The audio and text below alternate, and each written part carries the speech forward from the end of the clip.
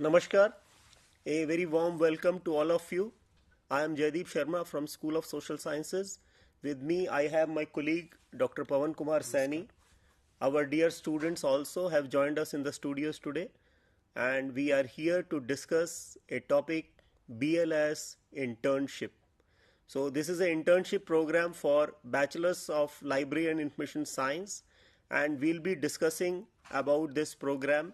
This is a particular course that is BLII 230, and we'll be discussing the what, why and how of internship. तो आज हम बात करेंगे कि internship क्या है, इंटर्नशिप की डेफिनेशंस क्या हैं, इंटर्नशिप का क्या फ़ायदे हैं, इंटर्नशिप क्यों हो लाइब्रेरी इंफॉर्मेशन साइंस प्रोग्राम्स में, इंटर्नशिप कैसे की जाए और इंटर्नशिप के ऑपरेशनल डिटेल्स के बारे में बात करेंगे. आप लोग जो हमारे साथ जुड़े हैं दूर दूर से, हमारे BLS students who have joined us at different regions and areas of the country, we will be telling you about all details of internship. We'll start with the concept of internship. We'll talk a little bit about the definitions of internship. Then we'll go into the details of internship. So let us begin with a few definitions. As you see here on your monitor, that there are three different terms that are in use for internship.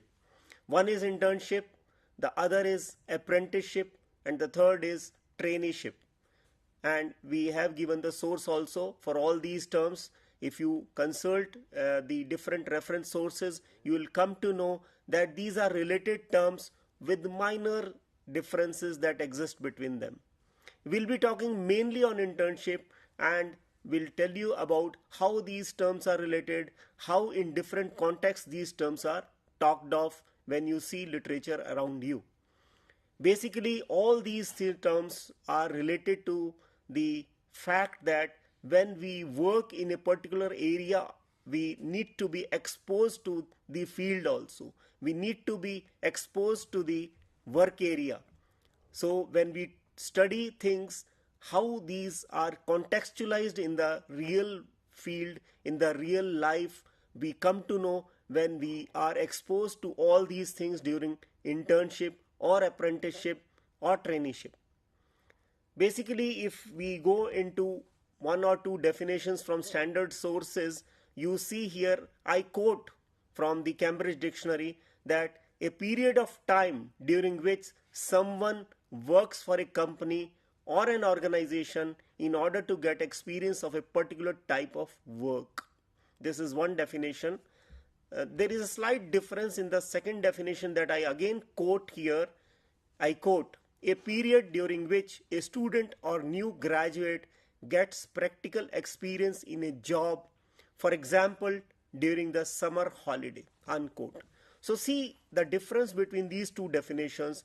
The second definition talks of the time also when you do internship. A student, because generally free during a particular time period during summer holidays, and it so happens in different areas, particularly the professional fields that are there. Like you talk of library information science, you talk of law, you talk of engineering, you talk of medicine, you find internship is an important component. Moreover, these components have gained more importance or have caught our attention more, particularly in view of the new national education policy that we have got in 2020, wherein we talk of learning which is related to our work, which is related to skills, which is related to sharpening our skills, making our education more meaningful, more contextualized, and therefore the importance of internship. Internship has been specifically stressed upon in the new National Education Policy 2020, and it is as a result of the implementation of this policy in our university, Indira Gandhi National Open University, that we have introduced this component of internship in our bachelor's degree as well as master's degree programs, and we are already through the first year of internship. And since the new batch has started, we thought of having a session on internship because of the little difficulties that our students face. Therefore, we thought of having a session particularly for the bachelor's degree students. We'll have another session for our master's degree students also on internship. I read out one more definition because at times you find that another term, that is apprenticeship, that has been used, and you find portals also existing on apprenticeship. Government of India portal is also there, wherein you can register yourself. All students, kindly note that you have different types of apprenticeship available through these portals. These are mostly paid also, and therefore if you see here in this slide, it is also given to future employees. This is also paid. There is also slight difference that when you talk of American context, they use the term apprenticeship, whereas in the European environment they prefer to use the term apprenticeship. There is another slight difference, that apprenticeship is little longer in duration compared to internship, and also that it is for a particular job. So this is theoretical concerns, because at times we get confused that different terminology that is used, and therefore we thought of making you aware why slight differences are there when you make use of these terms. Though in our day-to-day work, in our general life, we use these terms interchangeably most of the time. We have made use of the term as internship, and we want this to be really utilized by our students, and this is while they are doing their course, and we'll tell you when they have to do it, because the logic is that they get to know about the contents of the course, the different courses that are there as part of bachelor's degree, and once they come to know about all these courses, they are little aware of the field of library information science, they are a little aware of the different theoretical concepts, they are also able to realize, yes, this is the area where internship is going to help me. Yes, they have developed an inquisitiveness to see how things are happening there in libraries and information institutions. Therefore, we caution our students to undertake internship after, say, 2 or 3 months of joining their program, so that they are really able to get the maximum benefit of internship. Now, I will request my colleague Dr. Pawan to start with the details and schedule of internship, and Dr. Pawan, I think you would like to, देखिए students, पहले तो ये procedure क्या है. Mostly जो हमारे जो students हैं, जो BLIS के स्टूडेंट जो कोर्स आज हम इंटर्नशिप पे प्रोग्राम कर रहे हैं, प्रोसीजर क्या होगा कि इंटर्नशिप कैसे करना होगा. जैसे बहुत सारे स्टूडेंट्स को प्रॉब्लम फेस होती होगी, तो प्रोसीजर सिंपल है कि हम आपको एक रीजनल सेंटर से या हेड ऑफिस से आपको एक रिक्वेस्ट लेटर, एक अलाउ लेटर आपको इशू करवाना है. वो आपको जाके आपको लाइब्रेरी में जाना है. कौन कौन सी लाइब्रेरीज आप इंटर्नशिप कर सकते हैं, हम डिटेल में डिस्कस करेंगे कि वेरियस इंस्टीट्यूशंस, चाहे वो एकेडमिक इंस्टीट्यूशंस की बात करें, लाइक यूनिवर्सिटी हो सकती है, स्कूल्स हो सकते हैं, कॉलेज, बट उन लाइब्रेरीज में जाना है जो हमारी एक SOP है, ई ज्ञान कोर्स के ऊपर आप जाएंगे तो उसमें क्लियर कट मेंशन किया हुआ है कि वो लाइब्रेरी का स्टैंडर्ड क्या होगा. लाइब्रेरी सारी अच्छी होती है, बट मिनिमम स्टैंडर्ड हमने एक फॉलो किया है कि एटलीस्ट आपको कुछ सीखने को मिले. लाइक उसके अंदर 5000 बुक्स हो, ट्रेंड करने वाला जो सुपरवाइजर, जिसको हम टर्मिनोलॉजी यूज़ कर रहे हैं कि आप उसके अंडर में काम करेंगे 1 मंथ के लिए. जो ड्यूरेशंस रखा है हमने इंटर्नशिप का, वो 1 मंथ के लिए रखा. सर ने ऑलरेडी मेंशन किया कि new education, national education policy focus कर रही है, उसके बेनिफिट्स भी, क्योंकि स्पेशली हम देखें कि जो इंटर्नशिप करने के बाद में स्टूडेंट्स को जो बेनिफिट होगा, एक तो ये होगा कि उसको वर्क एक्सपीरियंस होगा. वर्क एक्सपीरियंस पर्टिकुलरली वो, क्योंकि जब हमारा जो कोर्स है, जो BLIS जो प्रोग्राम ऑफर कर रहे हैं, वो टेक्निकल है. क्योंकि जब तक आप कुछ वर्ड्स टेक्निकल सुनते हो, पढ़ने हो, जब आप प्रैक्टिकली देखते हो लाइब्रेरी में जाके कि क्लासिफिकेशन स्कीम कौन सी यूज़ हो रही है, लाइब्रेरी ऑटोमेशंस के लिए कौन सा सॉफ्टवेयर यूज़ कर रहे हैं, क्लासिफिकेशंस रैक्स के ऊपर बुक्स किस तरह से अरेंज किए, तो वो हम प्रैक्टिकली जब देखते हैं तो जिन थ्योरी एग्जाम में आप लिख पाएंगे तो वो भी आपके हेल्पफुल रहेगा. अनदर बेनिफिट ये होगा कि जब आप इंटरव्यू देंगे तो आप इजीली अपना कंसेप्ट है वो क्लियर हो जाएगा, वो बताएं. दूसरा बेनिफिट हम कह सकते हैं इसके अंदर कि आपको नेटवर्क बनेगा। नेटवर्क इन द सेंस बनेगा कि भी आप अपने जो कलीग्स हैं उनसे आप इंटरेक्शंस होगा। इन फ्यूचर में उस पर्टिकुलर इंस्टीट्यूशंस को अगर मैन पावर की आवश्यकता होगी तो डेफिनेटली आपको आपका उसका वेटेज मिलेगा, क्योंकि आप उसके पार्ट रह चुकी हो। तो बेसिकली हाँ, जो प्रोसीजर्स की बात की कि मैंने कहा कि आपको एक सर्टिफिकेट इशू कराना है, उसके बाद आपको लाइब्रेरीज के अंदर जाना है। अब लाइब्रेरीज में जब जाएंगे तो 1 मंथ के लिए आपको वो ट्रेनिंग प्रोग्राम अटेंड करना है। उसके लिए हमने एक वर्कबुक स्ट्रक्चर फॉर्मेट आप देखेंगे वेबसाइट्स के ऊपर भी हमने इंक्लूड की, ज्ञान कोश में भी मेंशन किया हुआ है, हम स्लाइड्स में भी अभी दिखा देंगे आपको क्या फॉर्मेट होगा उसका वर्कबुक का। वो आपको फिल करवानी है प्रोसीजर। उसके लिए एक कंप्लीशन सर्टिफिकेट आप वहाँ से लेंगे, जो लाइब्रेरियन जो आपको ट्रेन करेगा वहाँ से कंप्लीशन सर्टिफिकेट लेंगे। फिर आप उसकी डिटेल रिपोर्ट आप सबमिट कराएंगे। वो डिटेल रिपोर्ट आप प्रिपेयर करके अब उस डिटेल रिपोर्ट का भी फॉर्मेट है कि किस फॉर्मेट में आप उसको सबमिट कराएंगे। उसके अंदर बाकायदा हमने जो आपकी वर्क बुक में एक्सप्लेन कर रखा है कि वन ड्यूरेशंस क्या होगा, उसका वर्क बुक का कौन कौन से मॉड्यूल्स है वो आप मेंशन करेंगे। तो सिंपली कहने का मतलब है कि आपको जो वर्क बुक की जो डिटेल आपने फिल किया है उसके और उसके साथ में आपको कंप्लीशन सर्टिफिकेट वहां से लाइब्रेरियन आपको इशू करेगा। वो कंपाइल करके आपको सबमिट कराना होगा रीजनल सेंटर के ऊपर। रीजनल सेंटर फिर उसका इवैल्यूएशंस कराएगा। ये 100 मार्क्स का, प्लीज स्टूडेंट नोटेड इट कि ये कोर कोर्स है हमारा, ये प्रैक्टिकल कोर्स है but it is A core course. आप जैसे लाइक अदर कोर्सेज हमारे जो है वो 100 मार्क्स के, सेम ये भी 100 मार्क्स का है। इसके अंदर आपको कहीं एग्जाम नहीं देना है बट आपको प्रैक्टिकल एक्सपोजर इसके अंदर हम इंक्लूड करेंगे। तो इसका टाइम ड्यूरेशन हमने रखा है वही 1 मंथ का, और 1 मंथ पे 5 आवर्स पर डे हम बात करते हैं। 100 आवर्स आपके कंप्लीट होने चाहिए। वो एक प्रोसीजर होगा आपका, उसके बाद आप सबमिट कराओगे इसके लिए सर। थैंक यू डॉक्टर पवन। तो कुछ चीज़ें और हैं जो मैं क्लियर कर देता हूँ। अभी डॉक्टर पवन ने आपसे बताया। The first thing is that you need to think about which institution where you would like to undergo internship. How to take a decision where will you go for internship. You can go to a library, you can go to a archive, you can go to an information institution, you can also work with a database vendor. You can, when you think of a library, it is your choice.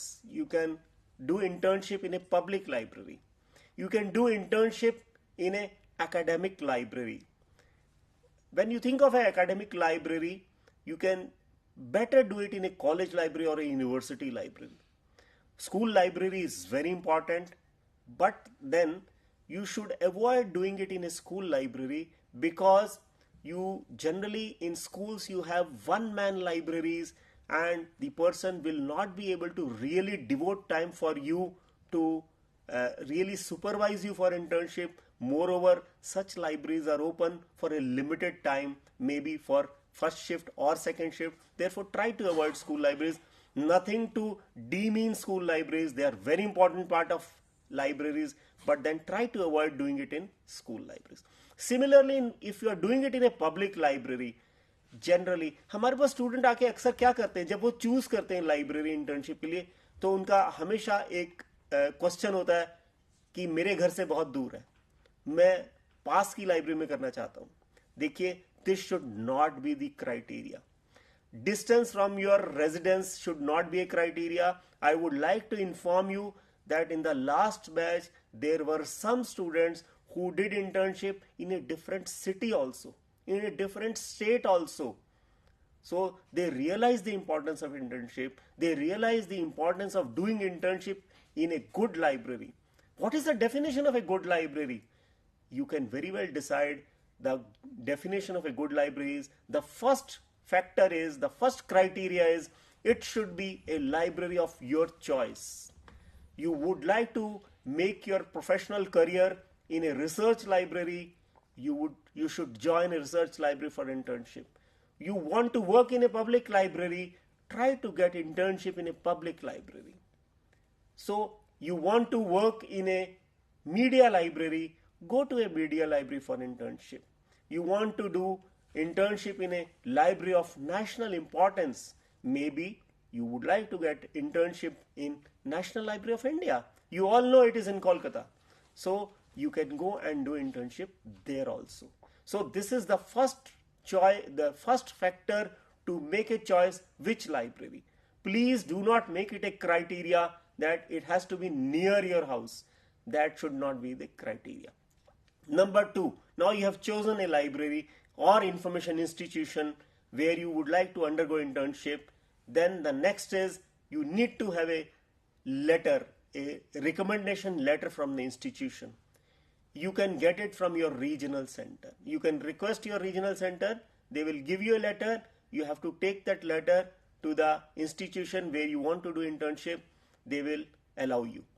Our BLS online students, you all know that we have online program also. They can put in a request to us at ignoulis@gmail.com. We will send a recommendation letter to them, and they can produce it to the institution. There they will undergo internship. So this is the next step. The third step is that you have to go to the institution. Before going to that institution, you have to read the standard operating procedure, what he was referring as SOP. This is available at egyankosh.ac.in, and you will see that when you reach the link BLII 230, the moment you click it, you will come to know that we have placed their internship procedure in detail for BLIS as well as MLIS. You have to click the link BLII 230. You will immediately reach there. There you will find 3 different alternatives: internship, alternate, and in alternate also you will have 2. One is library based and the other is literature survey. We will deal with all these in detail in few moments from now. Now this is the next thing, that you have downloaded that SOP. If you feel it is convenient, you may take a printout or you have it saved in your device, because you need to consult that SOP from time to time. बार बार आप उसको पढ़ेंगे, बार बार आपको उसको refer करना पड़ेगा, इसलिए वो आपके पास उसकी एक कॉपी होना बहुत जरूरी है. That is very important. You read it from 1 to last and you will see that everything has been clarified in detail. आपको किसी से कुछ पूछने की जरूरत ही नहीं पड़ेगी. I would like to clarify here for all of us that there is a doubt in the minds of some students that it is for 3 months. No, internship is for 1 month. 5 hours every day for 20 days in a month. You have to do 100 hours of internship in the institution. Today also I got a call from a student that there was a misinformation amongst our students that it has to be done for 3 months. It has to be done for 1 month for this particular course. You may continue your internship if the institution allows you for even 3 months or 6 months. It is your choice. So there is no such bar from Ignou that you cannot do for more than 1 month. अगर वो institution कहेगा कि हम आपको continue करना चाहते हैं, it is always in your benefit, to your advantage, because of late we have seen that after Ignou has introduced internship, institutions have also realized, yes, these are our potential employees, these are of benefit to us. They request our students to continue their internship, and our students are continuing for 3 months, 6 months, even beyond that. So this is the next thing that you have to remember. तो आपने choose कर लिया आप कहाँ करना चाहेंगे, आपने हमसे लेटर ले लिया, अब आप वहां लेटर लेके जाएंगे. Today again there was a question that I will go to tomorrow, will they place me on internship from tomorrow itself? देखिए, this depends on the availability of slots with the institution. हमारे जो students हैं वो अलग अलग institutions में जा रहे हैं, वो वहाँ इंटर्नशिप कर रहे होते हैं, और इंस्टीट्यूशन की लिमिटेशन है. They may have 2, 3, 4, 5 students at a time. Therefore they prepare a roster और उस हिसाब से वो आपको बुलाएंगे. इसलिए आप थोड़ा वेट कर सकते हैं अगर वो आपसे वेट करने को कहेंगे, और accordingly you have to join the institution. जब आप ज्वाइन कर लेंगे तब वो आपकी internship will start there. Now what of internship? This is the process of joining. Join करने से पहले आपको जो पता होना चाहिए इंटर्नशिप के बारे में, हमने ये बता दिया आपको. आपको ये भी बता दिया that you read the SOP. अब हम ये बात करेंगे कि एसओपी में क्या दिया हुआ है और आपको कैसे ये सब कुछ करना है. तो let us talk of these in detail. Before that, Dr. Pawan will tell you about the opportunities that we have. थोड़े एग्जाम्पल्स हम आपको बता देते हैं. देखिए स्टूडेंट्स, अपॉर्चुनिटीज़ इंटर्नशिप कहाँ कहाँ से मिल सकती है, जैसे ऑलरेडी सर ने पहले भी मेंशन किया था. आप देखिए, मैंने कहा कि यूनिवर्सिटीज़ आप सभी जानते हैं, एकेडमिक इंस्टीट्यूशंस के इंडिया में हम देखते हैं कि 1027 यूनिवर्सिटीज़ हैं ऑल ओवर इंडिया के अंदर. इसके अलावा NITs, IITs, जैसे सर ने कहा, पब्लिक लाइब्रेरीज के अंदर भी आप इंटर्नशिप कर सकते हो. IITs के अंदर वहाँ पर आपको करने को बहुत कुछ सीखने को मिलेगा. तो अपॉर्चुनिटीज़ कहाँ कहाँ मिलेगी आपको, जैसे मैंने कहा कि एकेडमिक इंस्टीट्यूशंस में आप ये central university, state university, deemed university, even private university भी, कुछ अच्छी गुड जो प्राइवेट यूनिवर्सिटी है वहाँ पर भी आपको इंटर्नशिप आप कर सकते हो. इसके अलावा जो पब्लिक लाइब्रेरीज हैं, RLF की लाइब्रेरी सर ने मेंशन किया था, नेशनल लाइब्रेरियन है, वहाँ पर भी आप इंटर्नशिप कर सकते हो. तो ये अपॉर्चुनिटीज. इसके अलावा जैसे कहा, डाटा जो पब्लिशर के पास भी आज के लिए देखें कि न्यूज़ मीडिया, जैसे इग्नू के अंदर भी देखें कि आपको जो है अलग से लाइब्रेरी मिलेगी. स्पेशल लाइब्रेरीज हैं कुछ हमारी हैं, उसमें भी आप इंटर्नशिप कर सकते हो. और इंटर्नशिप के लिए इग्नू ने सर के अफोर्ड से हमने बहुत सारी इंस्टीट्यूशंस के साथ में, जैसे लाइक AICT के साथ में एक MOU हुआ है कि इंजीनियरिंग, जितने भी इंजीनियरिंग कॉलेजेस हैं उनके साथ बाकायदा एक MOU हो चुका है. इसके अलावा हमारा प्रोसेस में है कि जो RLF है उनके साथ में भी प्रोसेस में हमने रिक्वेस्ट की थी कि ऑल ओवर इंडिया में जितनी भी एकेडमिक इंस्टीट्यूशंस और जो इंस्टीट्यूशन जो ऊपर लाइब्रेरी एसोसिएट है उनके पास लाइब्रेरी है, तो उनसे हमने ऑलरेडी रिक्वेस्ट की इग्नू के बिहाफ पर, वो अलाउ भी कर रहे हैं. इवन कई बार तो हमारे साथ ये देखने को आता है सर कि स्टूडेंट नहीं मिलते हैं, मतलब इंस्टीट्यूशंस कहता है, मेल करता है कि आप इंटर्नशिप के लिए, क्योंकि देखिए दोनों को फ़ायदा है, इंस्टीट्यूशंस को भी फ़ायदा. इंस्टीट्यूशंस को बेनिफिट्स इसलिए है कि कुछ उसको हेल्पिंग मिल जाती है, मैन पावर का सपोर्ट मिल जाता है, क्योंकि ओबियसली कई बार क्या होता है कि उस इंस्टीट्यूशंस के रेगुलर अपॉइंटमेंट प्रोसेस में टाइम लगता है और मैन पावर चाहिए. कि लाइब्रेरी की देखेंगे, जब आप लाइब्रेरी कोर्स करके जाएंगे तो आपको लगता होगा, जैसे आप स्कूल्स लेवल, कॉलेज लेवल में देखा हो कि लाइब्रेरी ऐसा लगता है कि हिडन जॉब है. आप देखते हो लाइब्रेरी स्टाफ जितने भी वहाँ पर लाइब्रेरियन होंगे, जो भी कैटेगरी असिस्टेंट या जो असिस्टेंट डिप्टी लाइब्रेरियन, तो वो देखता है कि वो सीटिंग में बैठा हुआ था, बट वो सीटिंग में बैठने के बाद में भी वो इतना जॉब होता है लाइब्रेरीज के अंदर, डेली के डेली यूजर्स की. और लाइब्रेरी का जो हमारे जो यूजर्स की जैसे से रिक्वायरमेंट होती है, जैसे अब करंट एरिया में लेटेस्ट हम देखते हैं कि लाइब्रेरीज के यूजर्स की डिफरेंट अप्रोचेस, डिफरेंट डिमांड, उसके अकॉर्डिंग हमें सोसाइटी में लाइब्रेरी सर्विसेज को, क्योंकि जैसे सोसाइटी की रिक्वायरमेंट होती है उसके अकॉर्डिंग लाइब्रेरी को चेंज करना पड़ता है. तो आपको वहाँ पर अपॉर्चुनिटीज़ मिल सकती है. तो अपॉर्चुनिटीज़ के अंदर बेसिकली हम ये क्राइटेरिया मान के चलते हैं कि जहाँ भी जिस इंस्टीट्यूशंस में लाइब्रेरी हो, चाहे वो किसी टाइप का भी इंस्टीट्यूशंस हो, वो आपका अलाउ करेगा. आपको सिंपली वहाँ पर जाना है. इसके अलावा आप जो अदर एजेंसीज हैं, जैसे लाइक जो भी सर ने कहा पब्लिशर्स के पास डाटा, क्योंकि देखिए जैसे आर्काइव्स हैं, आप देखेंगे म्यूजियम है, वहाँ पर भी लाइब्रेरी होती है, तो वहाँ पर भी आपको एक्सपोजर मिल सकता है. क्योंकि वहाँ का, क्योंकि हमने जो SOP जो हमने मेंशन किया उसमें क्लियर कट मेंशन किया कि आपको जो अच्छी लाइब्रेरी, जिस स्टैंडर्ड की, जैसे गुड लाइब्रेरी की बात करते हैं, पर्पज़ के अल्टीमेट कि आपको वर्क एक्सपीरियंस आपको होना चाहिए, आपको एक्सपोजर होना चाहिए, आपको प्रैक्टिकल एक्सपीरियंस आपको नीड है.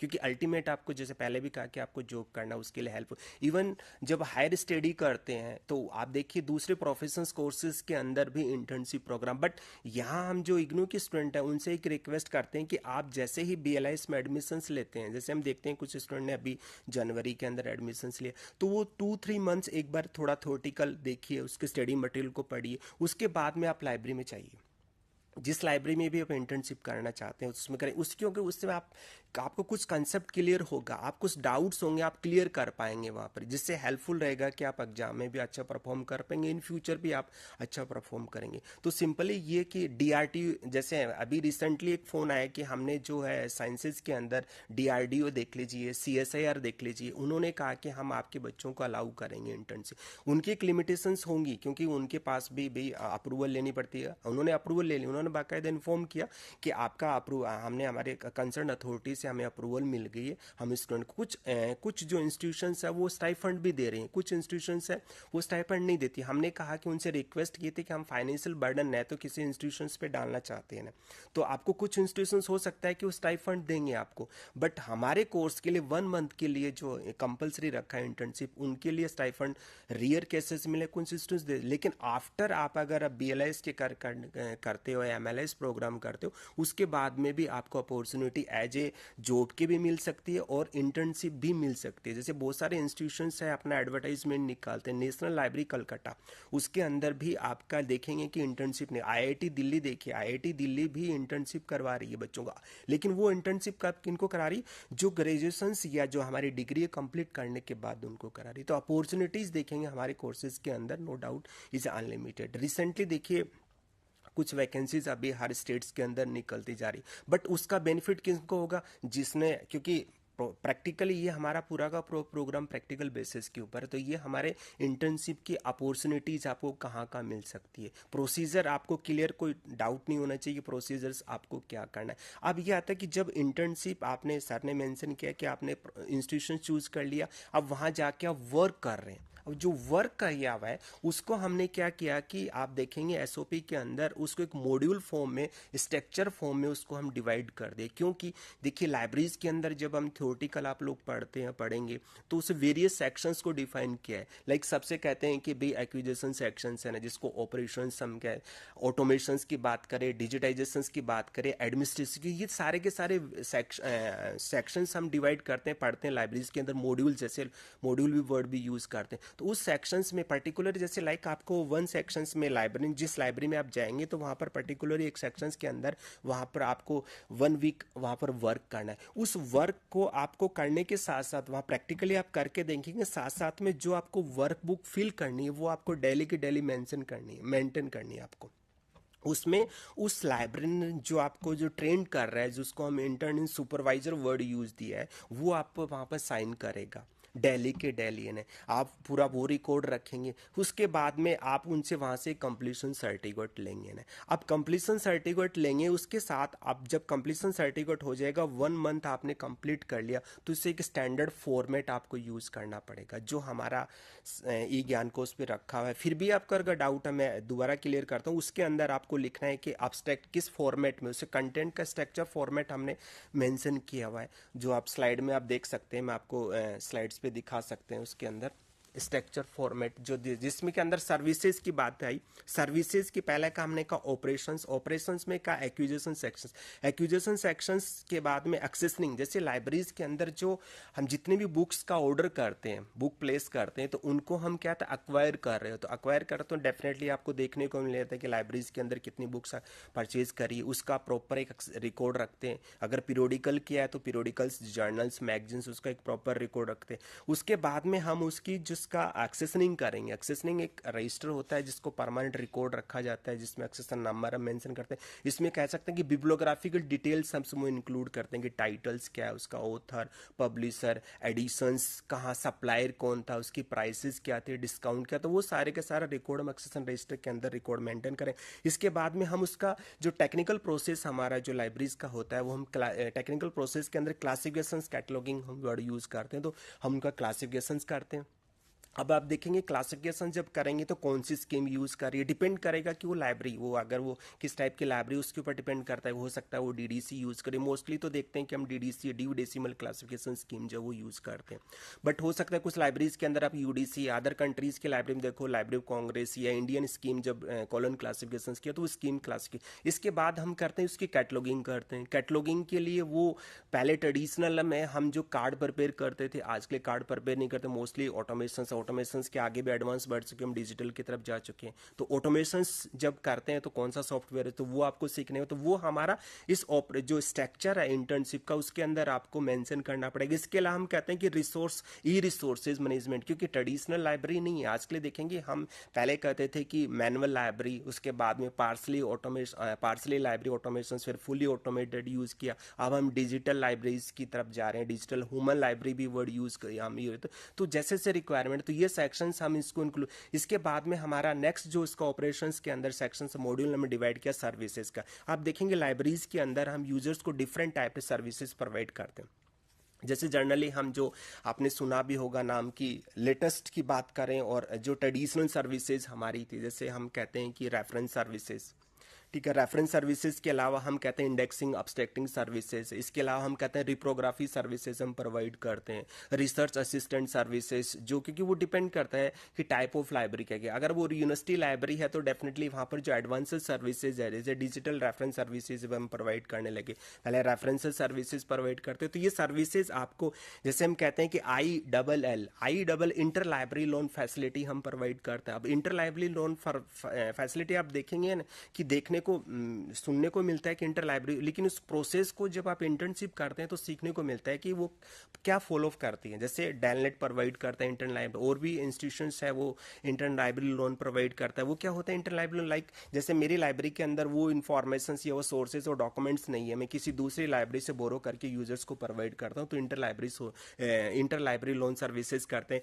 ऐसे ही हम कहते हैं डॉक्यूमेंट डिलीवरी सर्विसेज, वो भी। इसके अलावा हम जो लेटेस्ट अब यूज करने की EDD electronic document delivery services हम यूज करते हैं। इसके अलावा हम करंट अवेयरनेस सर्विसेज, जो current awareness service, SDA services, तो ये डिफरेंट टाइप की जो सर्विसेज प्रैक्टिकली हम यूजर को प्रोवाइड कर रहे हैं, उसको आपको उस ऑपरेशन जो स्ट्रक्चर हमारा दिया उसमें आपको वर्क वो में फिल भी करना होगा, और जब आप रिपोर्ट प्रिपेयर करेंगे उसमें भी आपको वो मेंशन करना पड़ेगा। इसके बाद आता है कि जो नेक्स्ट मॉड्यूल हमारा ऑटोमेशन है। ऑटोमेशन में कहा कि भी डाटाबेस से, जैसे देखा जाए कि मैनुअल आपने एक्सेशन रजिस्टर में मेंटेन कर लिया, रिकॉर्ड परचेज का, बुक्स का, पीरियोडिकल्स का, अब आप इसको ऑटोमेशंस की तरफ जाएंगे तो ऑब्वियसली ऑटोमेशंस में वेरियस सॉफ्टवेयर हैं मार्केट के अंदर, देखेंगे आप ओपन एक्सेस और कॉमर्शियल सॉफ्टवेयर है, वो डिपेंड करता है लाइब्रेरी के ऊपर। अगर कोहा सॉफ्टवेयर ओपन एक्सेस तो वो कोहा के ऊपर कैसे आप उसकी एंट्री करेंगे वो आपको प्रैक्टिकली वहाँ सीखने को मिलेगा। तो वही चीज़ आपको in future after your completion degree आपके लिए हेल्पफुल रहेगी। तो बट उस मॉड्यूल में आपको मेंशन करना है,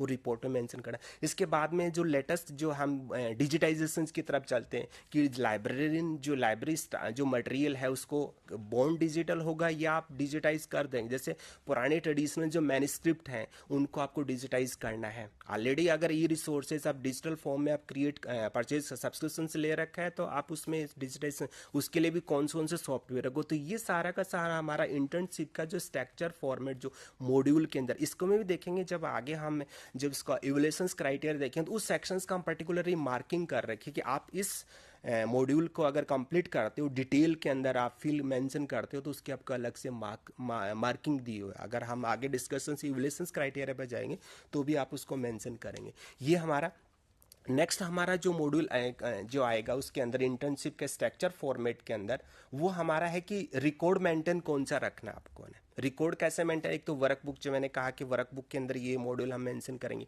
फिर एक होता है कि डिटेल रिपोर्ट जो आपको प्रिपेयर करनी है उसका फॉर्मेट हम डिस्कस करेंगे कि डिटेल फॉर्मेट में क्या लिखेंगे। लेकिन यहाँ पर एक चीज़ आपको ध्यान रखनी है कि अटेंडेंस भी जरूरी है, क्योंकि ये जो डिटेल वर्क बुक है और आपका जो डिटेल रिपोर्ट आप सबमिट करोगे, ये दोनों कंपोनेंट क्या होगा कि आपका जो मार्किंग होगी उसमें हेल्पफुल रहेगा।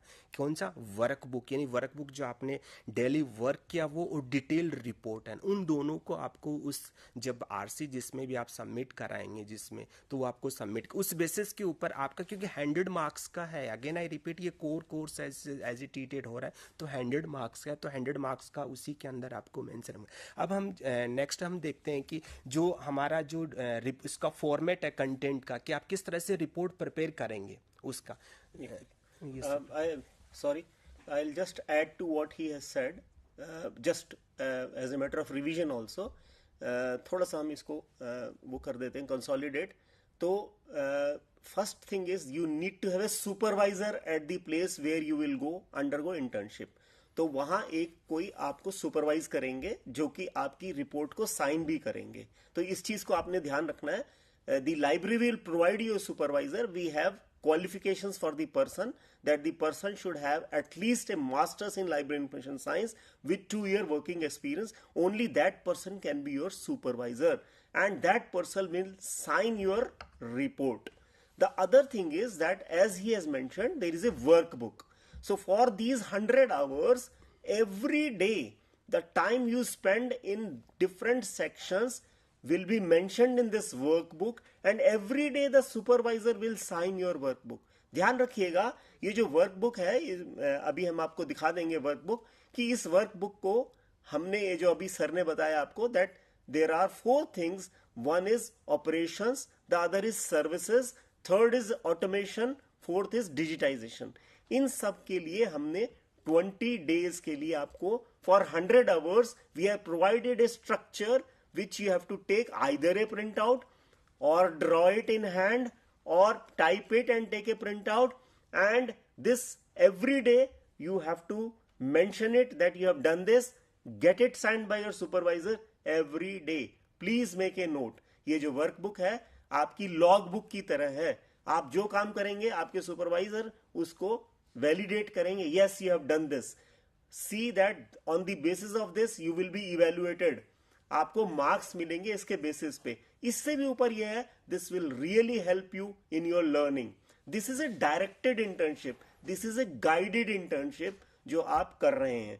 और आपका जो रिपोर्ट बनेगी, जैसे कि अभी सर ने बताया, this will have the component of workbook which has been signed every day by your supervisor and the report that you have prepared, and initially the certificate also from the institution.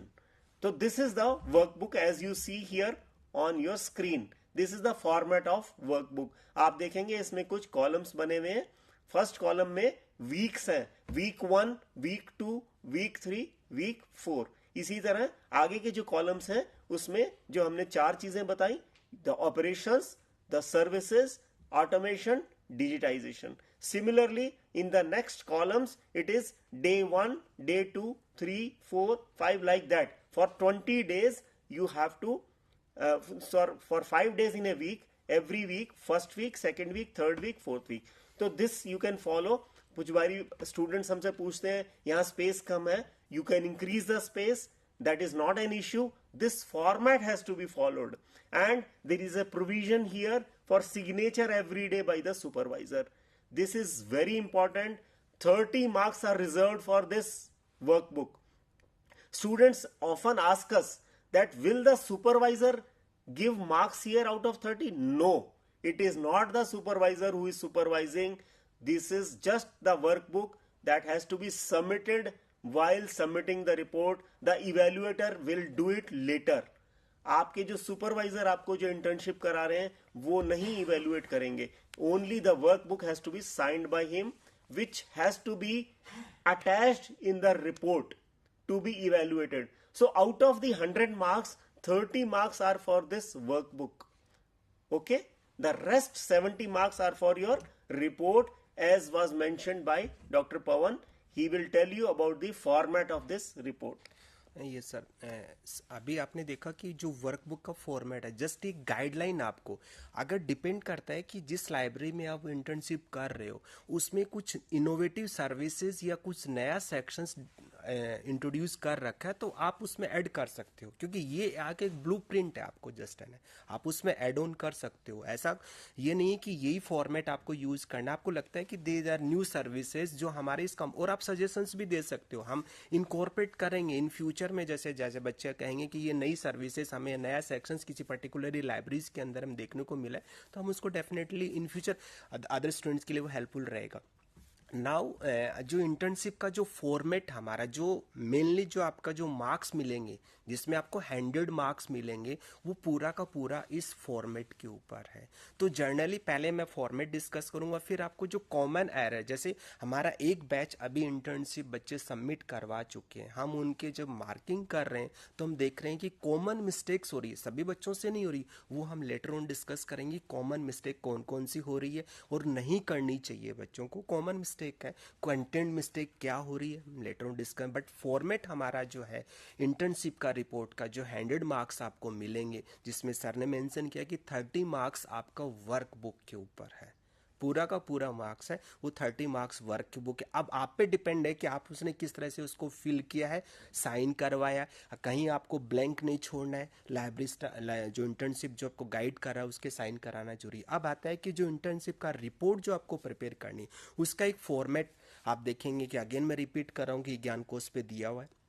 But फिर भी उसमें हमने पहले कहा है कि आपको जो है वो 5000 वर्ड्स में ये एक मिनिमम स्टैंडर्ड रखा, आप मैक्सिमम जा सकते हो, ऐसा नहीं है, डिपेंड करेगा क्योंकि टाइप ऑफ लाइब्रेरीज के ऊपर आपने क्या सीखा है उसको, वो आपको ध्यान रखना है कि हमने कहा कि 5000 वर्ड्स में, और मिनिमम हमने स्टैंडर्ड किया है कि 20 पेजेस से अबव होने, 20 पेजेस से स्टार्ट हो जा सकते हैं आपकी। तो उसका जो फॉर्मेट होगा उससे सबसे पहला होता है कि आप उसका एक फॉर्मेट दिया, जैसे हम देखते हैं कि जब अपने पीजी स्टूडेंट या पीएचडी स्टूडेंट करते हैं तो एक जो उसका अगर आप बाइंड करवाते हैं, स्पायरल बाइंडिंग भी यूज़ करते हैं, एक फ्रंट पेज जिसको हम कहते हैं टाइटल पेज, लाइब्रेरी साइंस में हम पढ़ते हैं कि टाइटल पेज क्या होता है, बैक ऑफ टाइटल पेज, तो टाइटल पेज कैसा होना चाहिए वो हमारा फॉर्मेट दिया, उसमें हम सिंपली लिखते हैं स्टूडेंट का नाम और इंटर्नशिप का और ईयर और एनरोलमेंट नंबर, वो इन्फॉर्मेशन आपको देखने को मिल जाती है, वो होगा आपका, वो इसको बोलते हैं टाइटल पेज आपका।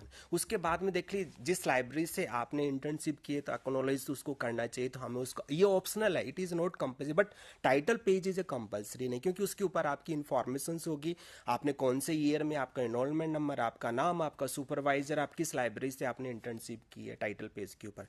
एक्नॉलेजमेंट इट इज ऑप्शनल है ना, बट देना चाहिए तो आप दे सकते हैं, बट दे सकते हैं। दूसरा आता है कि एब्स्ट्रैक्ट है ना, अब जनरली हम क्या कहते हैं, जैसे पढ़ते हैं कि एब्स्ट्रैक्ट क्या होता है ना, तो जनरली एब्स्ट्रैक्ट किसे कहते हैं, कि एब्स्ट्रैक्ट क्या कहते हैं कि सार, जिसको हम कह रहे हैं एब्स्ट्रैक्ट है ना, सार किसका होगा कि जो आपने इंटर्नशिप रिपोर्ट प्रिपेयर करी है ना, आप कई बार क्या होता है एग्जामिनर को पूरी रिपोर्ट नहीं पढ़ने के बजाय आपका एब्स्ट्रैक्ट पढ़ लेता है, उसको समझ में आता है कि बच्चे ने कितनी मेहनत करी है उसमें ना, तो वो एब्स्ट्रैक्ट लिखेंगे। एब्स्ट्रैक्ट को हम जैसे कहते हैं कि भाई एक पेपर लिखते हैं, उसके लिए एब्स्ट्रैक्ट के लिए क्या इन्फॉर्मेशन देते हैं, बट यहाँ पर हम इंटर्नशिप की बात कर रहे हैं, तो यहाँ पर एब्स्ट्रैक्ट हम लिखेंगे 200 वर्ड्स में, वो कितने क्या सीखा है आपने, वो समराइज करेंगे। समराइज में दोनों में अंतर है, समरी और एब्स्ट्रैक्ट में, बट यहाँ पर हम एब्स्ट्रैक्ट एक्सप्लेन कर रहे हैं कि एक्सपेक्ट आपको एब्स्ट्रैक्ट मेंशन करनी है। एब्स्ट्रैक्ट में क्या लिखना है कि जो आपने 20 पेजेस आपने जो कवर करें, रिपोर्ट प्रिपेयर करें डिटेल में, उसको आपको एब्स्ट्रैक्ट में फॉर्मेट के रूप में मेन कंपोनेंट आपको इंक्लूड करने, क्या सीखा है आपने अपनी लैंग्वेज, प्लीज ध्यान रखना है कि आपको एब्स्ट्रैक्ट जो है वो प्रिपेयर करनी है अपनी लैंग्वेज तो पूरा ही रिपोर्ट प्रिपेयर करनी है आपको। उसके बाद आता है इंट्रोडक्शंस का, हमने पॉइंट दिया है कि आपको इंट्रोडक्शंस मेंशन करा। अब इंट्रोडक्शंस में हम क्या मेंशन करें, इंट्रोडक्शन में हम जनरली मेंशन करते हैं कि आप किस इंस्टीट्यूशन से कर रहे हैं इंटर्नशिप है ना, उसकी इंस्टीट्यूशंस के बारे में आपने सीखा क्या एक्चुअली है ना, वो हम इंस्टीट्यूशन समराइज इसको कह सकते हैं कि हम वर्क के अंदर समराइज में इंट्रोडक्शन में इंक्लूड आउटलाइन, ऑब्जेक्टिव क्या था, इसका पर्पज क्या था, वो हम, और उस पर्टिकुलर इंस्टीट्यूशंस का इंट्रोडक्शन देते हैं, पर्टिकुलर लाइब्रेरीज का भी थोड़ा सा हम इसे इंट्रोड्यूस करते हैं कि लाइब्रेरी के बारे। इसके बाद में आता है कि हम मॉड्यूल डिस्क्रिप्शंस दिया, जो मैंने कहा कि वर्क बुक के अंदर जो 4 मॉड्यूल्स हमने डिवाइड किए थे, लाइक फर्स्ट आपने कहा ऑपरेशंस की बात करी हमने, ऑपरेशंस के बाद में हमने सर्विसेज की, ऑटोमेशंस की, डिजिटाइजेशन की, जो 4 मॉड्यूल्स थे उनको हम डिटेल में मेंशन करते हैं।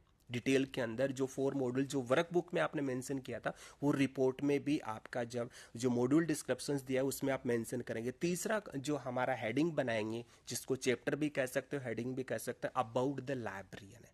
अबाउट द लाइब्रेरी कौन सी, जिसमें आप इंटर्नशिप कर रहे हो, क्योंकि उसी की रिपोर्ट प्रिपेयर कर रहे हो, तो अबाउट द लाइब्रेरी मतलब उसके बारे में, लाइब्रेरीज के बारे में आपको एक्सप्लेन करना है। अब लाइब्रेरी के बारे में एक्सप्लेन में क्या फीचर होगा, जैसे मैं कहूँ कि एक लाइब्रेरी की क्या फीचर होगी, लाइब्रेरीज की क्या फीचर होगी, उसमें कलेक्शंस कितना है, उसमें सर्विसेज कौन कौन सी थी, उसके अंदर सर्विसेज आपकी, तो कलेक्शंस, मैन पावर आपकी है ना, उसके बारे में आप जिससे कहते हैं कि थोड़ा सा हम हिस्ट्री भी उसमें इंक्लूड करते हैं, ब्रीफ इंट्रोडक्शन हिस्ट्री, लाइब्रेरीज की कब से एस्टेब्लिश, उसका नाम क्या था, तो उस तरह से हम उसमें मेंशन करते हैं। इसके बाद में हम जो नेक्स्ट हमारा जो हेडिंग बनाएंगे उसमें लाइब्रेरीज के about the library, about the libraries के अंदर हमने देखा कि हिस्ट्री आप लिखेंगे, कलेक्शंस आप लिखेंगे, लाइब्रेरी का कलेक्शंस कितना था, वो प्रिंट फॉर्म में, डिजिटल फॉर्म में, वो आप मेंशन करेंगे। इसके अलावा ई रिसोर्सेज है तो उसमें मेंशन करेंगे, सर्विसेज आप मेंशन करेंगे ना, वो हमारा अबाउट द लाइब्रेरी वाले हेडिंग में डालेंगे। इसके आता लर्निंग आउटकम है, ये एक ऐसा है कि पर्टिकुलरली आप उस ड्यूरेशंस में आपने इंटर्नशिप में क्या सीखा है, लर्निंग आउटकम है वो हम यहाँ पर मेंशन करेंगे।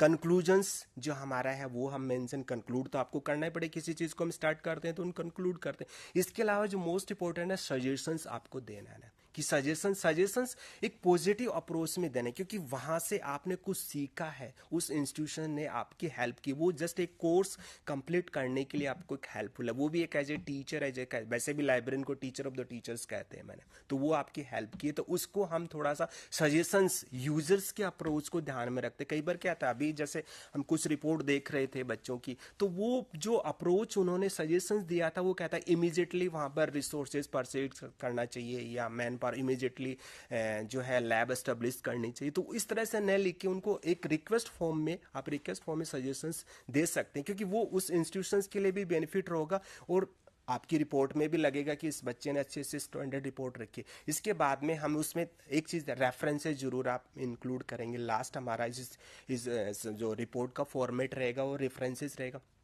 रेफरेंसेस आपको मेंशन करना। अब रेफरेंसेस आप बीएलआईएस के स्टैंडर्ड के रिपोर्ट प्रिपेयर कर रहे भी, तो आपको कोई स्टाइल ऑफ फॉर्मेट नहीं, ज़्यादा नहीं जानते, तो कोई भी फॉर्मेट, स्टैंडर्ड फॉर्मेट आप यूज़ कर सकते। एपी यूज़ कर लीजिए, शिकागो यूज़ कर लीजिए, नहीं क्योंकि आपने देखिए आपने कहीं ना कुछ चीज़ें तो आप उस लाइब्रेरी के लिए तो आपको रेफरेंसेस तो डालना। अब हम जनरली देखते हैं कुछ बच्चे नहीं लिख कर पाए, मोस्टली नहीं किया, बट आपको उसको ध्यान रखना है। इसके अलावा लास्ट में हमारा आता है अपेंडिक्स है ना। अब देखिए जनरली हम जब आगे डिस्कस कॉमन मिस्टेक में, तो अपेंडिक्स में क्या करेंगे आपको कि जैसे मैंने कहा कि फ्रंट जो टाइटल पेज था आपने उसका अपनी इंफॉर्मेशन दी, एक्नॉलेजमेंट आपने लिखा, इंट्रोडक्शंस आपने लिखा, इंट्रोडक्शंस के बाद में आपने जो पर्टिकुलरली उसका अबाउट द लाइब्रेरी लिखा, फिर आपने लर्निंग आउटकम लिखा, फिर कंक्लूजन सजेशंस आपने लिखा। अब जो आपने कंप्लीशन सर्टिफिकेट आप उस लाइब्रेरी से लिया आपने, वो कहाँ लगाएंगे? वो सारे के सारे सर्टिफिकेट जो वर्कबुक से लेके आपकी, वो अपेंडिक्स में आप लगा सकते हो। तो ये एक स्टैंडर्ड आपको फॉर्मेट को ध्यान में रखना है कि जब आपको प्रिपेयर करना है, जो रिपोर्ट आपको प्रिपेयर करना है इस फॉर्मेट में। हाँ, so very detailed explanation of the internship report and everything now you know. We'll just briefly tell you about the evaluation criteria. Since you are preparing a report and you have undergone internship, you should also know how will you be evaluated. What is the criteria for evaluation? We have already told you 30 marks are reserved for workbook, 70 marks are for report, and within these 70 marks also, if you see here on your screen, you will see that for introduction we have reserved 5 marks, for module description 50 marks, 5 marks for learning outcomes, and 10 marks for conclusion and suggestions and presentation also. If you do a good presentation, you have marks for that also. And then please remember, presentation does not mean PPT.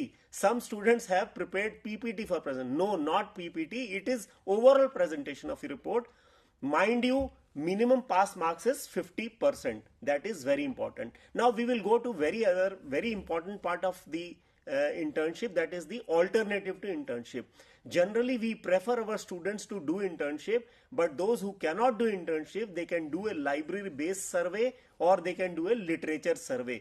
We will quickly go over through these, then we'll have the questions and discussion with our students. The library based survey, you have to choose 5 libraries, since you are not able to continuously work 20 hours for every week. You cannot do that, therefore you have to survey 5 different libraries. We have given a structure in the e-Gyan Kosh where you have to work on the history, mission, objectives, organizational structure of the library, collection of the library, status of automation, digitization, services. All these things you have to mention in the library based survey, conclusions, suggestions, and a references according to a particular style, and also appendix like the way you do it in internship. The other is literature survey. In literature survey, you have to choose a topic of your choice and do a literature survey. Read a good book on literature survey. We also have course material where you can read about literature survey, and we have given you some tentative topics. It is observed that all students who have done literature survey have chosen only these topics. This is just a tentative list. You can choose any topic of your choice. You do a good literature survey, prepare a report in your own words and present it accordingly, and therefore the structure should be abstract, introduction, aims and objectives, scope and limitations of your literature survey, methodology, themes and sub-themes, conclusion, suggestion, references, and also plagiarism check should be done. It should not be beyond 10%. Literature survey जो आप करेंगे उसको systematically present कीजिए. It should be a literature survey. We have observed that people have not done a literature survey. They have just presented a detail of the topic on which they have done.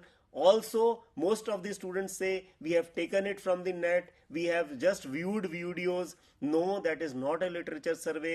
You have to read literature, write in your own words, put it as a continuous piece of literature, and thus it is very important to do it that way. Otherwise, it will not be accepted. The criteria for evaluation for literature survey is there is a viva voce. अगर आप literature सर्वे करते हैं आपका viva वॉसी होगा जिसके 30% marks हैं. 70% marks are for literature survey. Out of that 5 for introduction, 25 for module description, 5 for website and social media presence, and similarly about the, this is for library based survey, about the library 10, and conclusion suggestions 10, and 5 for referencing. And we have seen that people generally do not really stick to this guidelines. Therefore we feel that when you think of improving yourself, you have to improve on the basis of on content, on structure, on format, on number of pages. Similarly for literature survey as well as for the library based survey. Now I'll just show you the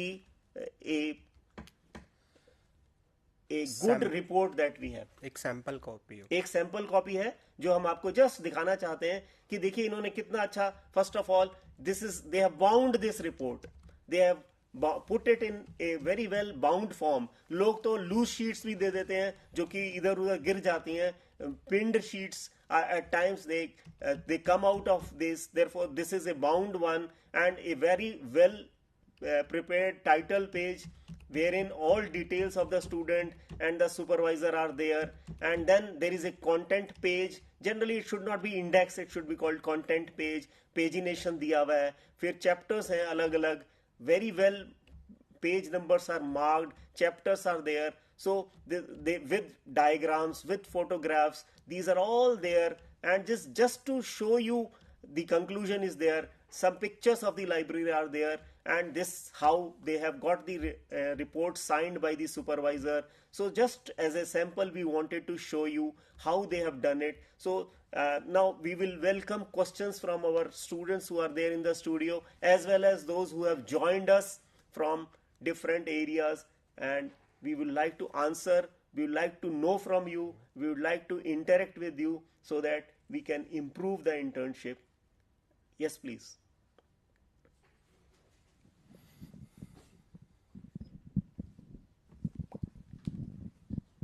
You can have the mic. Yes, please. हाँ पूछिए please. Sir मेरा नाम कुणाल गौरव है. हाँ मैं ये जानना चाहता हूँ इंटर्नशिप के लिए कोई चार्जेस हैं क्या? हाँ देखिए चार्जेस बिल्कुल नहीं है. हमने क्लियर किया है इंस्टीट्यूशन को भी कि ना हम उनके ऊपर कोई फाइनेंशियल बर्डन ना लेंगे, ना हम हमारे स्टूडेंट्स जो है this is just a learning exercise. तो चार्जेस नहीं है. अगर कहीं बहुत ही रेयर केसेस में कुछ इंस्टीट्यूशन अगर चार्ज करते हैं तो वो बड़े मिनिमल चार्जेस हैं, जैसे ए फ्यू हंड्रेड्स. वो भी बहुत रेयर इंस्टीट्यूशंस हैं, वो उनकी पॉलिसी है. Otherwise 99.9% institutions they are not charging our students for internship. Thank you sir.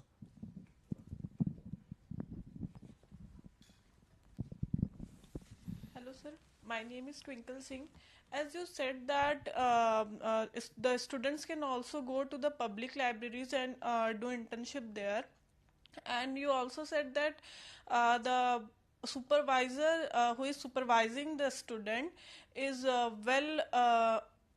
qualified and well informed with the actions of the library that is performing in it. लेकिन sir हम सबको पता है कि पब्लिक लाइब्रेरीज की जो condition है India में इज नॉट वेरी गुड. तो is it beneficial for the student to go to the public library and do internship there? हाँ देखिए it is a generalize statement. When you say public libraries की condition अच्छी नहीं है तो it is for you to make a choice.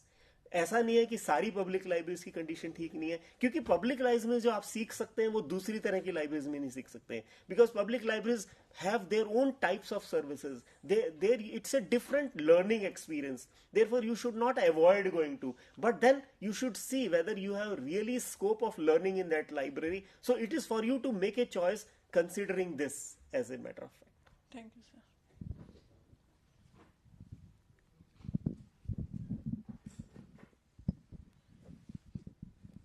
Hello sir, my name is Piyush Kumar Hari. मेरा ये सवाल है सर कि क्या ये जो इंटर्नशिप प्रोग्राम्स हैं उनको स्टूडेंट्स इन फ्यूचर जब वो अपना कोर्स कंप्लीट कर लेंगे तो क्या वो इन इंटर्नशिप प्रोग्राम्स को as a work experience use कर सकते हैं क्या इन फ्यूचर अपने जॉब पर्पस के लिए? Very good question. देखिए, हाँ भी और नहीं भी, दोनों ही चीज़ हैं। देखा जाए तो it is really an experience in it self. जो इंटर्नशिप है it is an experience in it self, but it depends on the institution जहां आप जा रहे हैं कि वो उसको एज एक्सपीरियंस काउंट करते हैं या नहीं। फॉर्मली तो देखिए ये एक it is not a work experience of the sort as a permanent as a full time employee earns an experience, but still it is also an experience. मैं आपको बताता हूं, जब आप एज एन इंटर्न कहीं काम कर रहे हैं तो ये जो आपका रेपो डेवलप होता है वहां उनके साथ, इंस्टीट्यूशन के साथ, वो अपने आप में बहुत बड़ा एक्सपीरियंस है। तो आप इसको पॉजिटिव वे में लीजिए कि internship is also an experience, though you can not claim it as an experience. मैं इसमें एक ऐड करना चाहूँ स्टूडेंट, इसमें को प्री एक्सपीरियंस कह रहे हैं उसको, एक्सपीरियंस नहीं, वो प्री एक्सपीरियंस है आपका, एक्सपीरियंस से पहले आपने। दूसरा, जनरली आप देखेंगे आपकी जो मार्कशीट हम जैसे यूनिवर्सिटी इग्नू भी इशू करती है उसमें एक इंटर्नशिप लिखा होता है। अब जो नए जो डीएमसी बनेगी, मार्कशीट बनेगी, उसमें जो कंपोनेंट लिखा होगा, जैसे कोर्स कोड लिखा होता है वैसे ये कोर्स है इसका नाम लिखा। अब जब इंटर्नशिप लिखा है तो आप देखिए रिफ्लेक्शंस हो रहा है कि स्टूडेंट ने कुछ प्रैक्टिकल नॉलेज है। इसके बाद फिर वो आता है किस इंस्टीट्यूशन से किया है, फिर वो उसका आता है कि उसके पास सर्टिफिकेट रहेगा, जैसे मैंने कहा कि सर्टिफिकेट उनके पास है तो वो एक सीवी में रिफ्लेक्ट करेगा। जैसे जनरली जो फ्रेशर बच्चे होते हैं जैसे ग्रेजुएशन करके वो अपना सीवी बनाते हैं तो लिखते हैं ना स्किल्स कौन कौन सी है उसके पास, है ना। एकेडमिक स्कोर लिखने के साथ वो एक्स्ट्रा करिकुलम एक्टिविटीज़ क्या थी तो वो एक नया कंपोनेंट आपको इंक्लूड, तो उसको डेफिनेटली बेनिफिट मिलेगा डायरेक्टली और indirectly both.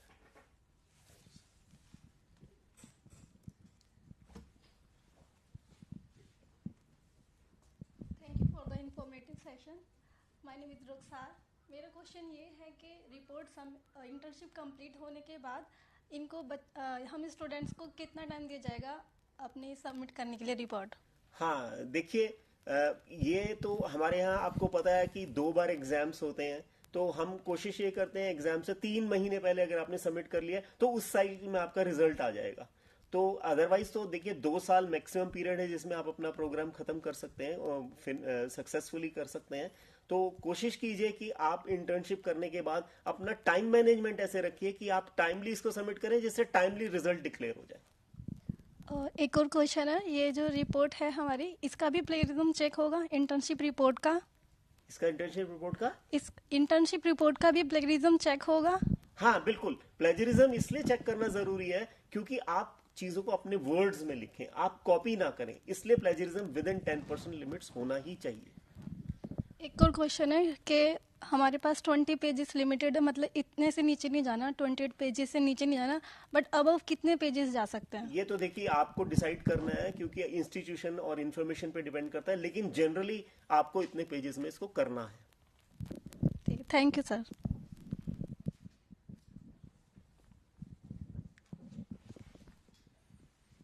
Thank you sir. Sir मेरा सवाल ये है कि मैं जैसे कि वो ये कोर्स खत्म होने के बाद भी मैं इंटर्नशिप वो कंटिन्यू कर सकता हूँ? जी कर सकते हैं, आप जरूर कर सकते हैं जी। तो देखिए बड़ा अच्छा लगा आप लोगों के सवाल सुन के, और ये पता चला कि आपका इसमें इन्वॉल्वमेंट हो रहा है, तो आपको ये रियलाइज हो रहा होगा कि internship is really a very important component of our curriculum, and this is really going to enrich our experience, enrich our learning, enhance our learning, and will also help us to perform better as a future library information science professional. You try to explore more and better areas. You try to explore varied situations, environments where you can have different types of learning. Just don't stick to particular type of institutions also. We have told you that institutions of national repute, you can also have different types of work settings, the media libraries, the different libraries catering to different subject domains, law libraries, medical libraries. Our students are going to National Medical Library also, National Science Library also. So sky is the limit. You can go and work in any institution of repute and learn, and we wish you all the best so that you follow this standard operating procedure, do it in a proper way so that you get good marks also, because that is a reflection of how much you have really worked during internship. Wish you all the best. Thank you.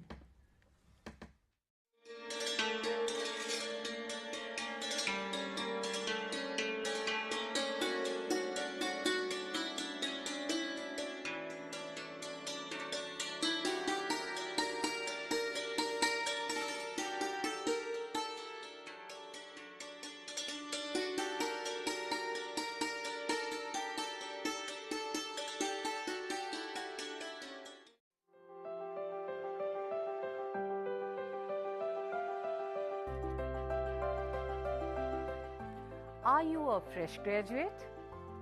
Do you want to fulfill your educational aspiration by pursuing higher education in various interdisciplinary and multidisciplinary areas like environmental science, environment and occupational health, philosophy, sustainability science, folklore and culture studies?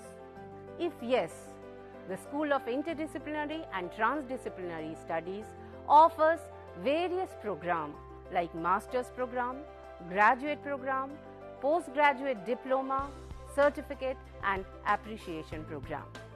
The school offers 5 Master's Programs. Master of Science, Environmental Science. The eligibility criteria for MSc Environmental Science is Graduate in Science, BTech, BE, Agriculture Graduate, Forestry Graduate and Veterinary Graduate. School also offers Masters in Environment and Occupational Health, Masters in Sustainability Science, Masters in Philosophy and Masters in Folklore and Culture Studies. The eligibility criteria for these 4 Masters program is graduate in any discipline. School also offers various socially relevant and need-based PG Diploma program like PG Diploma in Sustainability Science, PG Diploma in Environment and Occupational Health, PG Diploma in Folklore and Culture Studies and PG Diploma in Migration and Diaspora Studies. The school also offers PG Certificate in Climate Change and Avshist Prabandhan mein Praman Patra. The school also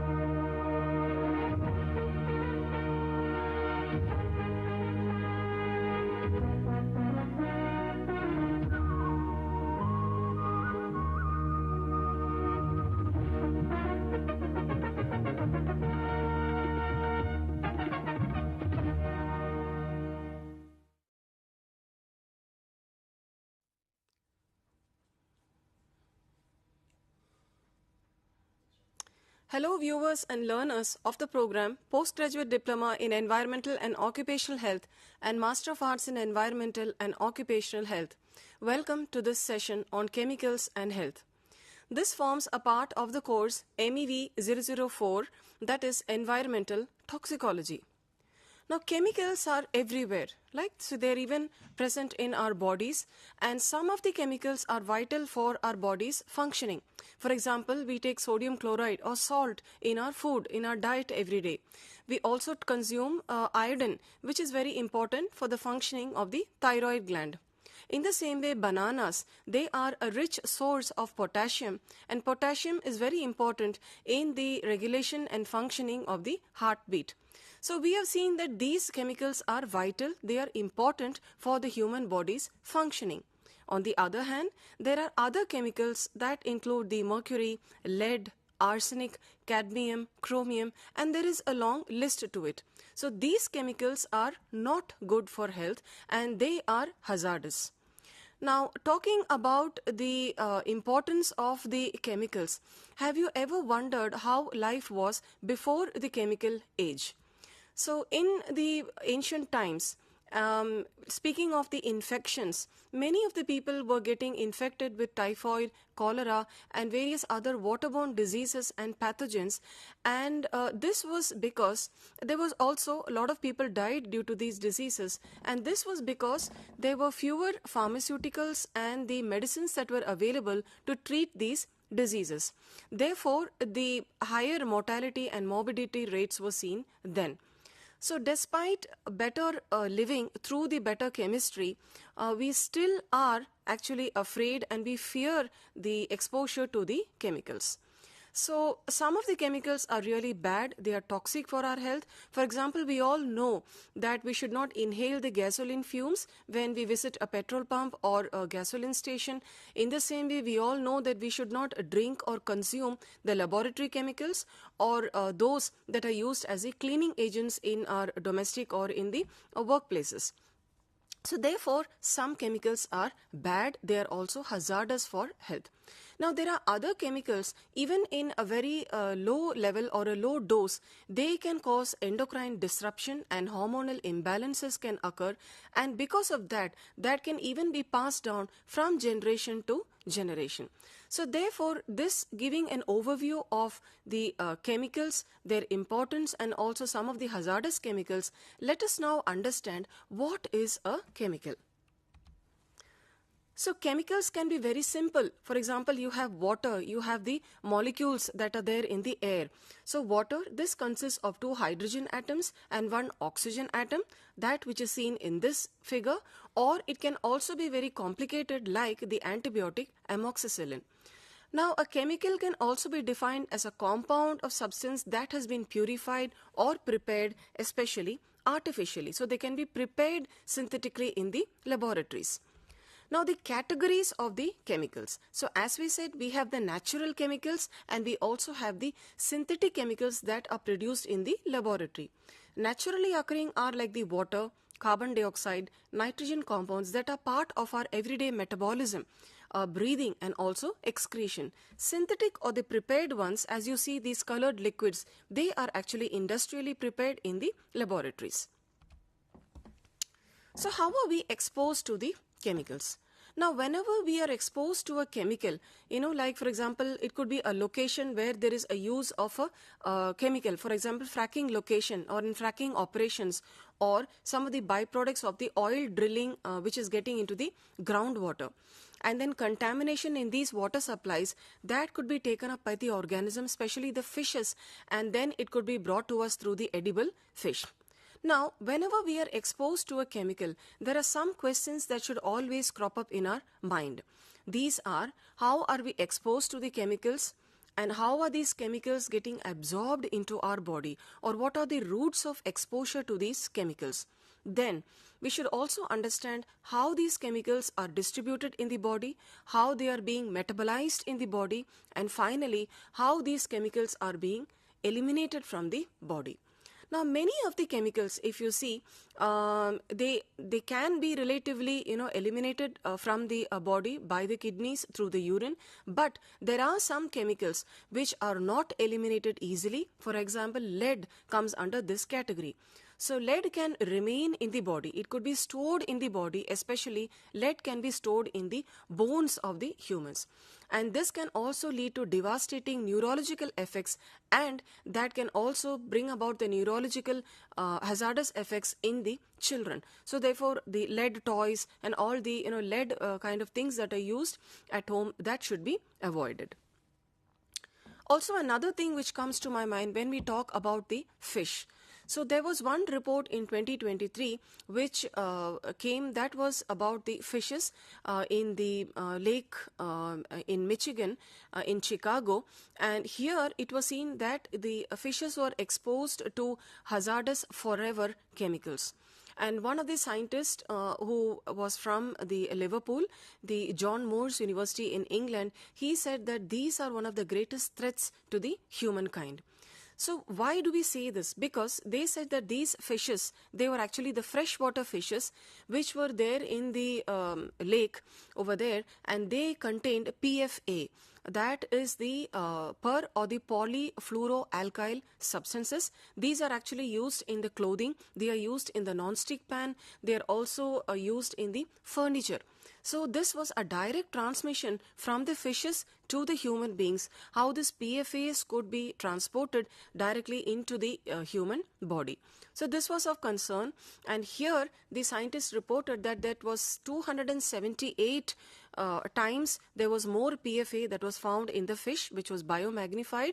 And the fishes actually normally, the bottom dwelling fishes, they accumulate more of the chemical because the chemicals settle down to the bottom, the benthic region, and the fishes normally go to feed at the bottom of the lake. So the bottom dwelling organisms will contain more amount of the chemicals since the chemicals are settling over there.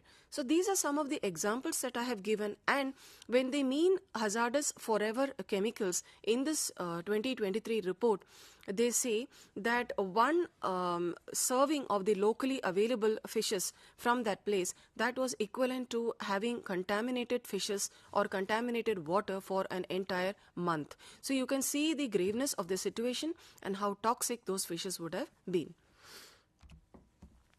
Now, another question that comes to our mind is, can a newborn infant be exposed to a chemical through his or her feeding bottle or the bottle where they drink the milk or the water and so on? So very few people, even now when you visit the stores like Mother Care or any other store, very few people will suspect that the bottle should be nice, the baby should be able to hold the bottle, and the nipple should be soft, pliable, comfortable for the baby to drink the liquid. But then very few people would realize that this contains a plasticizer and that has some kind of a chemical off-gassing, and they expose the baby to phthalates. So phthalates are hazardous. Then the kind of coating that is used, the polycarbonate material that is used, that contains a substance called as bisphenol A or BPA. So this bisphenol A is, again, it is formed by the condensation of acetone with phenol, and it is used in the production of polycarbonates. And then there was an outrage by the manufacturers when the people found out that there is bisphenol A in the bottles, in the baby bottles, and then they replaced this with the BPS and BPF, which is nothing but the bisphenol F and bisphenol S. But again, they are the derivatives of the bisphenol, and this bisphenol, they are basically xenoestrogens, or they mimic the estrogen in the body, and they affect the reproductive systems of the laboratory animals. So they do bring about the endocrine problems and the endocrine disruptors and hormonal imbalances. So, having given you some examples, how do the chemicals in the environment get into our bodies? This is really a cause of concern, and there was one leading news which which made into the national headlines in West Virginia, where there was a leak from a chemical industry into the river that led to a drinking water supply.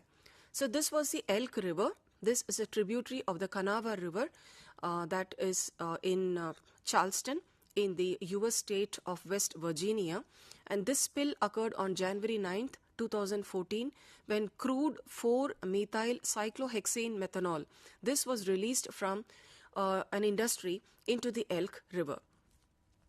Now here again, this was a toxic chemical, and 5,000 gallons of this chemical was introduced into the river, and people were advised not to drink this water, not to bathe into this water, not to wash their clothes or wash their dishes in this water. So the complete water supply was blocked, it was closed, and the restaurants were closed. So again the situation was grim. So there were lots of concern about the multiple pathways of ingestion, about the exposure. So here we are understanding the term routes of exposure. So that means ingestion of this water or even absorption of that water on our body. That is why people were refrained from using this for any kind of activity. So from this we understand that the routes of exposure are also equally important.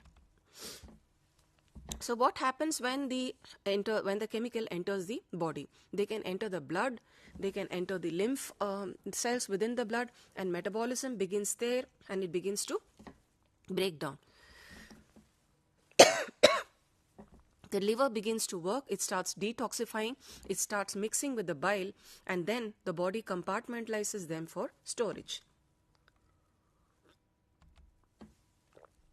Now this is what happens in the case of DDT.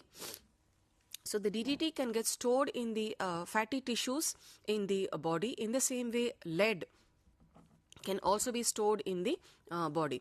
So some of the chemicals are lipophilic, in the sense that means they love fat, they are fat loving, and they can be stored in the fatty tissues. Others goes to the kidney, where they can be they could be excreted relatively quickly through the urine, but some others may not be relatively excreted so quickly. So from this we understand that we have a very efficient system in our body, but when the chemical enters the body, then it can exert certain effects. It could be distributed to the body, it could be distributed to the various organs, it might affect the cells. So therefore these terms, absorption, distribution, metabolism and elimination, are very important for us to understand. Now the two terms toxicokinetics and toxicodynamics, they appear to be large words to understand. So kinetic itself means movement.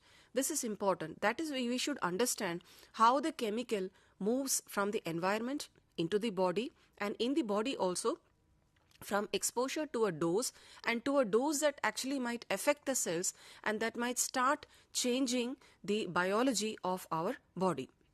Now toxicodynamics are the dynamic elements of our body, or the person who is exposed to of the early biological effects. Now what do we mean by the early biological effects? They are the earliest changes to be noticed, right? So when you see that your hair is turning grey, or that you see that your eyes are turning red in color, so there are some minor changes, and the moment you start seeing these changes, these are very subtle changes that are found, that are being observed in the cells, and so getting from the internal dose to a dose that is manifesting, that is actually beginning to change the biology, and then that is also changing the function of the cell. That is very important. So here we are understanding the concept dose is important, right? So anything. Now for example, aspirin, if you take in higher amounts, more than the recommended dose, then that is toxin. In the same way, warfarin, which is a blood thinner, which that is again used for, continued for a period of weeks and a long period of time, that can also result in internal bleeding. So therefore the dosage is very important, that even a normal thing can become a poison. And this concept was put forward by Paracelsus in 1400, and he is also known as the founder of toxicology. Susceptibility. Here again, the concept of susceptibility and tolerance is very important. So we all have a different biology, right? I have a very different biology from my mother or from my father, but of course there are some genes, some things which we have inherited from generation to generation. That would definitely be manifested in the genes. But we also have different susceptibility factors. For example, I may be having a kind of an allergic reaction. I may be susceptible to the fur of the cat, or I may be susceptible to the fur of a dog. I may be susceptible to cold and certain other infection more than others. So that means I am susceptible to something more than somebody else. In the same way, tolerances for things. So I may be tolerant, for certain things. For example, two people go and have a drink, for example, alcohol, it could be wine. So some of them could have a dizziness, or they could develop headache just by having one shot or even half a cup of the wine. But some others, the tolerance limit may be more. They can even tolerate even 2 cups or 3 cups, and they do not develop any dizziness, nausea, or any kind of a seizure. So that means the tolerance limit for both these two people are different. So some of us also have mutations which predispose us to certain diseases than the others. So this could be mutations that predispose us to cancers, also to certain other very important hereditary or very important diseases. So this way, human beings are different from each other. Right? We are very different from each other, and all these susceptibility factors, the tolerance and our genetics, they also define how the chemical is going to be manifested, what turns they take into our body, and how they will be metabolized in the body, and so on. So therefore, coming to this question, are chemicals good or bad? So all chemicals are not good, right? Because water is good. We are drinking water. There are the air molecules, which is we are breathing the air for our survival. So not all the chemicals are bad. Natural does not mean safe. In the same way, all green things do not mean healthy. Dose makes the poison, and which I said is attributed to Paracelsus, credited as the father of toxicology. So we have discussed that chemicals, they do give their effects. For example, they can bring about the hormonal changes. They can bring about changes in the metabolism. They can disrupt the protein synthesis. They can form reactive chemicals in the cells. Then they can produce DNA damage and epigenetic changes. They can interfere with nutrition and biochemical functions, and they can also alter certain physiological mechanisms. Now coming on to the toxic effects. So a toxic effects is normally categorized according to the site of action. Sometimes it might occur in one site, and which is termed as specific target organ.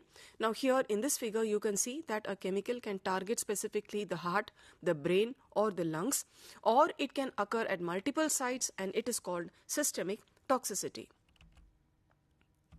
Now some of the chemicals that are causing the systemic toxicity, if we say that the toxic effects are due to absorption and distribution of a toxicant to a site that is distant from its entry point. So the potassium cyanide, this is a systemic toxin. It will affect each and every cell, and it will affect many organs, causing immediate damage and death. Now the classes of systemic toxicity, here they are the acute, subchronic, chronic, carcinogenic toxicity, developmental, and also genetic toxicity. Now, one example of the acute toxicity was that which was noticed in the Bhopal gas tragedy, which occurred in Bhopal in December 1984. And that is also known as the night of death, on exposure to methyl isocyanate, which was released from the Union Carbide India Limited, this pesticide plant in Bhopal in Madhya Pradesh. So this caused acute toxicity and also genetic toxicity, and that was passed down for generations to generations, and people are still victims to this. So that was because of the leak of this obnoxious gas, which where several children were afflicted, and that was a classic case of the chronic toxicity. Then we have some of the chemicals that were used in the World War I, predominantly the mustard gas. So this was introduced by the Germans during the World War I, and this is the dichloroethyl sulfide. It smelled like mustard or the horseradish. That is why the name is referred to as mustard gas, and it is an oily brown liquid and also known as the king of the war of gases. Why? Because this was used predominantly in the war. Now, what were the symptoms that were observed when the people were actually afflicted with this or they were sprayed with this mustard gas? So here we find that there was blistering of their skin, then their eyes were damaged, and they had coughing, runny and bloody nose. It affected the bronchial tubes. It triggered diarrhea, vomiting and fever, abdominal pain, and many other problems related to the gastrointestinal upset. Now, what are the chemicals that cause subchronic toxicity? This was the example that I gave of the blood thinner, and that can also result in internal bleeding when there is repeated exposure to a pharmaceutical or a chemical for several weeks and months. Now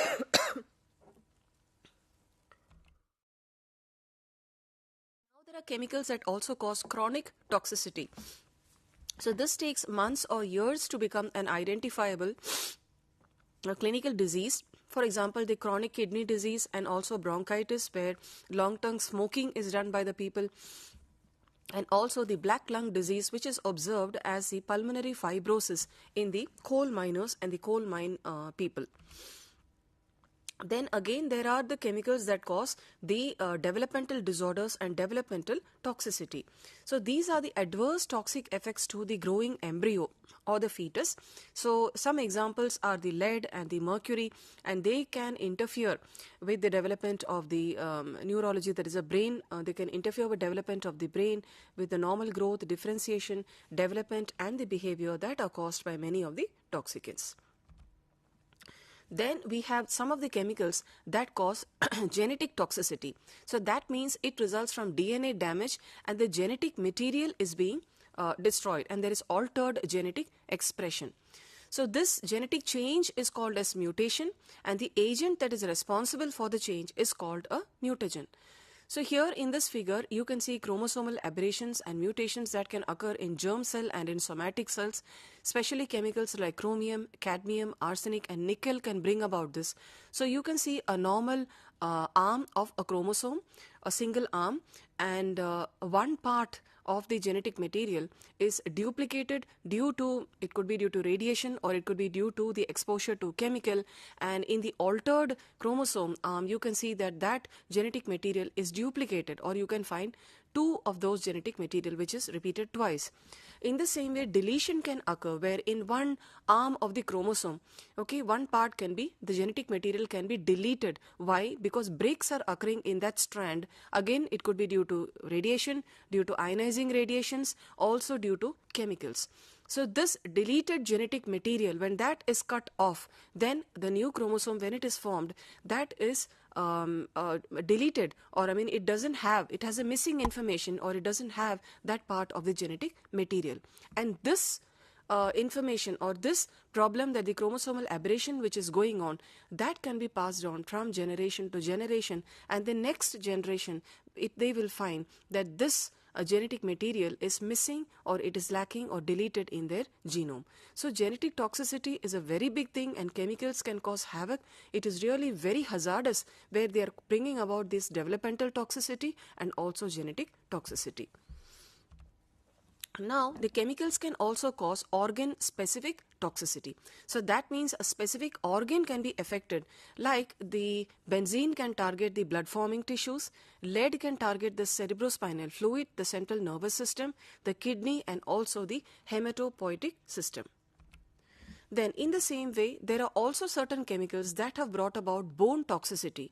A classic case study, an example, was that of the radium girls. 3 US factories was the site of these incidents: in Orange, New Jersey in 1917, Ottawa in Illinois in 1920, and Waterbury in Connecticut in 1920. Now here, most of the workers were the female workers and the girls, and they were instructed to paint the dials of the watches and the clocks with a luminous radium paint, and this radium paint consisted of powdered radium, zinc sulfide, gum arabic, and water. Now, the women were also instructed to point those paint brushes containing this radium to the lips, and they also painted it on their faces, saying that this would give a glow to their face and so on. But it turned out that that was highly toxic, and at the age of 25 and 20, many of the ladies started getting admitted in the hospital, and After 5 years, 1925, Harrison Martland discovered that the radium which was there in that paint, that was deposited in the women's bones, that is hazardous. And from these newspaper cuttings, you can see that one lady who was a mother of a child, she was only 25 years old, and she was affected with this when she was hardly 20 years old, and she died at the age of 25 with this radium poisoning. So this radium is deposited in the bones. It remains over there. It is hazardous. So that was a case study where the luminous radium paint was done by the radium girls, and they suffered. In the same way, we find neurotoxicity, where axonopathies like axon injury, demyelination, interference with neurotransmission can occur. Mercury, lead, uranium, and several agricultural pesticides are some of the neurotoxins. Domoic acid, again, that is also one kind of a kyanic acid type neurotoxin, and that causes the amnesic shellfish poisoning, and this is produced by an algae, and it accumulates in the shellfish, in sardines, in anchovies, and when the human beings or even the higher animals like the sea lions, they eat this contaminated animals, then the poisoning can occur. It affects the brain, and it causes temporarily loss of activities and seizures, and also possibly death. So this domoic acid, it was also found in 1987 in Prince Edward Island in Canada, and also recently in 2023 we find these reports. So this algae, Nitzschia pungens, was the source of this toxin, and domoic acid was a primary neurotoxin in Mytilus edulis that caused the poisoning in humans. Finally, we also find that there are several of the chemicals which cause reproductive toxicity. So they cause a damage to either of the male or the female reproductive system. For example, vinyl chloride and several industrial solvents, the cancer drugs, and also lead, cadmium, chromium, ethylene dibromide, all of them cause toxicity. So my dear learners and the viewers, in this session, we have discussed about the chemicals, the exposure to chemicals, how chemicals could be distributed in the body, metabolized, and whether these chemicals can be eliminated from our body, how do the chemicals actually get inside our body, and what are the effects that they have shown with the examples of some case studies which have occurred in the past few centuries, and then we find that how they can cause the different organ toxicity at the specific levels, and how hazardous chemicals can be to human health. I hope you have had a good understanding of the same. Thank you for your patient listening.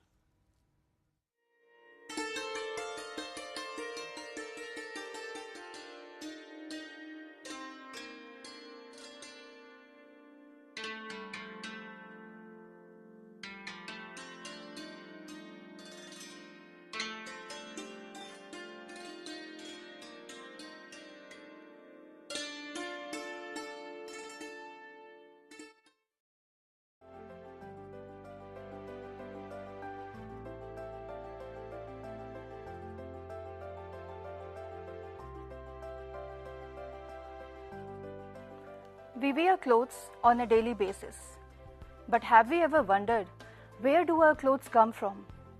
Who makes our clothing? And who are the people and the process responsible for the whole manufacturing of our clothing? If you want to know more about this, Indira Gandhi National Open University from the School of Continuing Education has launched a program which is Certificate in Apparel Merchandising.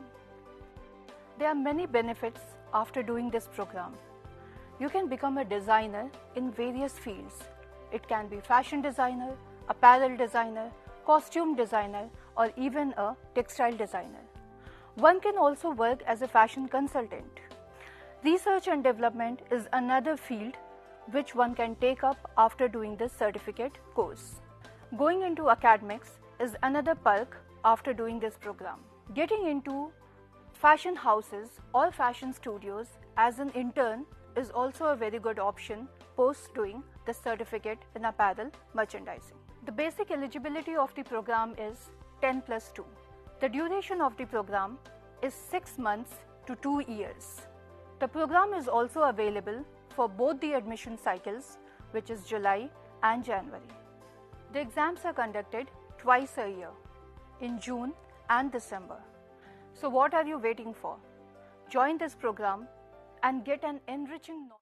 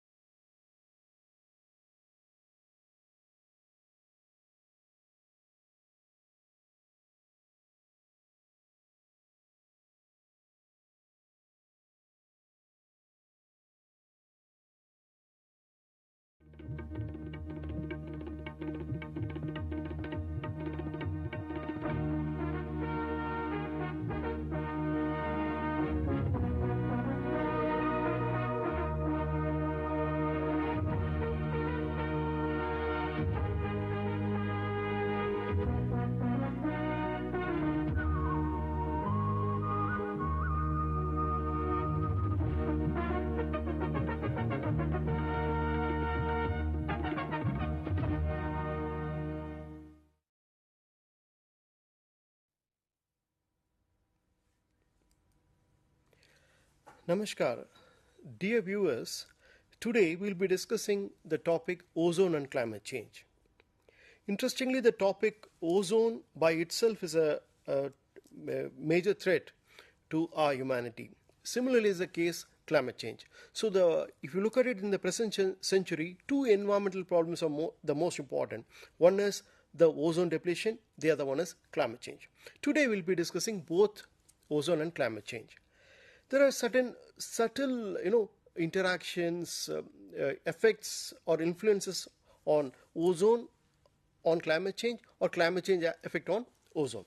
So when you look at the interactions, interrelationship between these things, the ozone, it is having certain peculiar characteristics. It all depends on where it is existing, at what altitude the ozone is existing, whether it is in the stratosphere region or whether it is in the troposphere region. So if you see the ozone as the triplet oxygen, it is having an influence on the temperature balance of the Earth's surface. When I say temperature, balance of the Earth's surface, it means that what I'm trying to say is that ozone is having ability to absorb the solar radiation. So when this particular ozone, if it is present in the stratosphere region, it is having an ability to absorb the harmful ultraviolet radiation. So by observing the harmful ultraviolet radiation, it warms the stratosphere region. And of course, that because of this particular absorption of stratospheric ozone of the ultraviolet radiation, what happens, the harmful ultraviolet radiation is not reaching the Earth's surface. So thereby it is helping the humanity. So that is the reason why the stratospheric ozone is called as good ozone. On the other hand, if that ozone is present on the near the Earth's surface, it is having an ability to absorb the infrared radiation. So when I say infrared radiation, it is been emitted by the terrestrial surface. So this particular ozone near the Earth's surface, it is called as tropospheric ozone.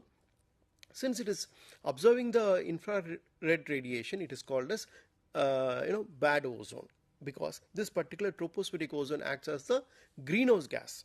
So based on the altitude, or in other words, where exactly it is present, this particular ozone, so it is having both role to play.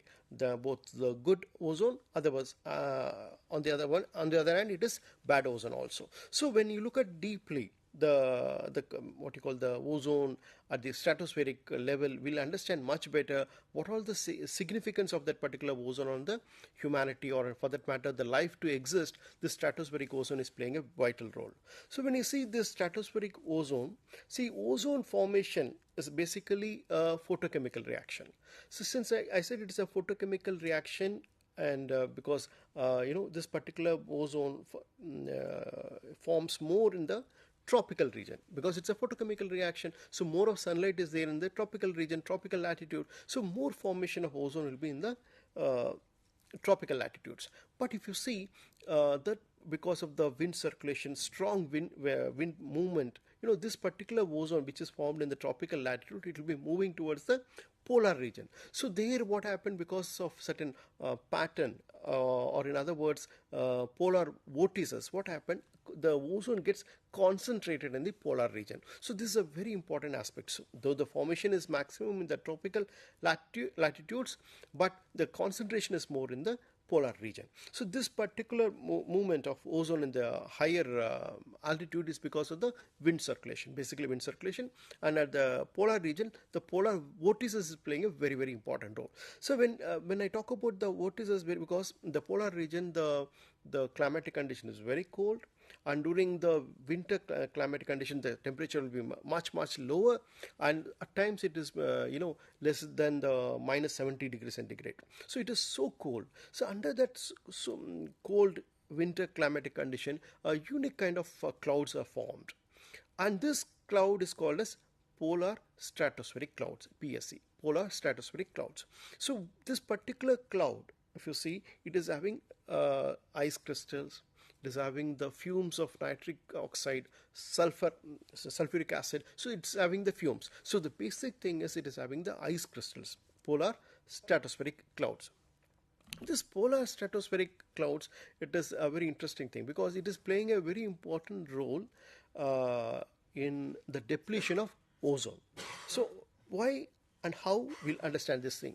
So when you talk about this particular polar stratospheric clouds, PSC, so this formation is because of the low temperature, that is less than minus 70 degrees centigrade, and over the surface, if you look at it, over the surface of the ice crystals, there are certain group of compounds, basically chlorine compounds from the chlorofluorocarbons. There are certain compounds are there. So these are what will be present on the surface of the ice crystals. So what happened during the spring season, at the onset of the spring season, when sunlight falls on the ice crystals, what happened? The ice starts melting, and that releases the reactive chlorine.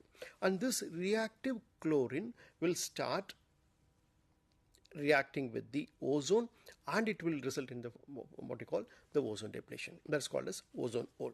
So this particular phenomenon, ozone depletion, or in other words, ozone hole, that will be observed during the spring season, and particularly more in case of Antarctic region. Why? Because for the polar stratospheric clouds to be formed, it requires very cold temperature. Very cold temperature can, you will be finding that kind of what you call cold environment in the Antarctic region. Of course, in the Arctic also you'll be finding this thing, but it's be more prominent in the Antarctic region because it is basically a landmass. Antarctic continent itself is a landmass. So because of that landmass, completely covered with the glaciers, ice masses. So what happened? The cold condition will be very, very extreme.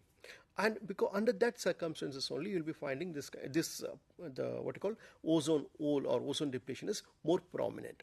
So when you talk about this particular the chlorine, reactive chlorine, how it is causing ozone depletion, the point here is that it is lying on the surface of the ice crystals on the onset of spring season, particularly the October and November. What happened? The chlorine gets released from the ice crystals, and then what you call the ozone ozonalizes, or in fact ozone destruction takes place because of the chlorine atoms, reactive chlorine atoms. So, and when you talk about the chemicals, the most important thing is that we all know that there are these chemicals which is responsible for causing destruction of ozone. We call it as ozone depleting substances. The most prominent ozone depleting substances are chlorofluorocarbons, hydrochlorofluorocarbons. They are very, very prominent. This chlorofluorocarbons, it is a very stable compound in the troposphere. It is not having any kind of effect. But what happened in the 1970s and 80s, they observed that these chlorofluorocarbons are also responsible for causing destruction of ozone. So this chlorofluorocarbon, basically the chlorine atom in the chlorofluorocarbon, is responsible for causing destruction of ozone in the stratosphere. The process is same. And when you talk about further this particular phenomenon, it has been observed since the 1980s. Because of this phenomenon of ozone destruction or ozone hole formation, what happened? There was the impact on the human health was very, very prominent. And a lot of people were suffering from many kind of diseases, particularly the skin diseases. And it is since because it's responsible for releasing more of what you call the ultraviolet radiation will be reaching the Earth's surface. And because of this thing, the human impact was observed. When I talk about human impact, the impact is mainly because it will lead to the cataract, eye damage, and the mutation effect can be there because it can have a drastic effect on the chemical molecules also. It can change the chemical structure of the molecules. That means that it is acting as a even mutagenic agent also. So ultraviolet radiation can be it can cause mutation, or in other words, it's a mutagenic agent. So that is the second thing. Third important impact is that most of the, if you see this ultraviolet radiation, because it's very harmful radiation, shorter wavelength, it can cause skin cancer. And these are the prominent impacts of the ultraviolet radiation, or in other words, because of the ozone destruction, what happened, this ultraviolet radiation, harmful ultraviolet radiation, reaches the Earth's surface. On the Earth's surface, it started showing a lot of symptoms on the human beings, not only on the human beings, the phytoplanktons, or in other words, even any kind of vegetation. That vegetation also will be strongly affected by the harmful ultraviolet radiation. So that is a very significant point. But however, if you see the proportion of ultraviolet radiation in the solar radiation is only 8%, though it is lesser in the quantity, 8%, but the effect is very, very high because the wavelength is very short. So it is having an ability to cause a lot of chemical changes in the human. When I talk about chemical changes, particularly I'm talking about the deoxyribonucleic acid. So that will have the kind of effect, the impact will be taken forward, or in other words, the next generation, it will be causing a change in the hereditary also. So that is the most striking phenomenon of this particular, the ultraviolet radiation impact on the human beings. And when you look at it, the ultraviolet radiation is causing a lot of problems to the human beings. And if you see the combination of climate change, when I talk about climate change, it is basically the extreme events like heat waves, the cold waves, extreme events. The extreme events in combination with your ozone depletion, or in other words, air quality problems. So these 3 or 4, if it is combined, it can have a drastic effect on the human beings. Particularly the vulnerable people, the children, the elderly people will be more affected because of this climate change and your air quality, particularly the problem because of the ultraviolet radiation, or even the tropospheric ozone also. There are many pollutants are there, but the significant thing is tropospheric ozone also playing a very important role as far as air quality is concerned. So these are the, if you look at it, the effects of ozone depletion. And because of ozone depletion, the ultraviolet radiation is reaching the Earth's surface. It is causing a lot of havoc on the human beings and other living organisms on the Earth's surface. So, having said this thing, because we have come to know that there are a lot of problems because of ozone depletion, and we know that prime cause is the chlorofluorocarbons. So, it's a very interesting thing because chlorofluorocarbons, they were in a position to pinpoint the cause, and so they wanted to phase down, or in other words, phase out the use of chlorofluorocarbons, production, the transportation, everything they wanted to phase out. So for that to happen, a very important protocol that took place in the 1980s, particularly that's called Montreal Protocol. So the discussions have taken place in 1987, and thereafter in 1989 it came into force. So this Montreal Protocol is a very significant thing because the main objective of this Montreal Protocol is to phase out the use, the production, and every aspect of chlorofluorocarbons and your hydrochlorofluorocarbons also. So that is a very significant thing.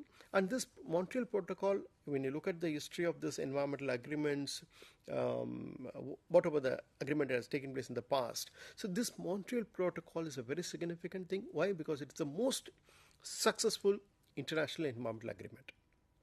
Because the effect you can see now, because now we are no more we are talking about ozone destruction, we are trying to talk about ozone recovery. So that is the significance of this particular Montreal Protocol. It's the success of it. It's the most significant environmental agreement.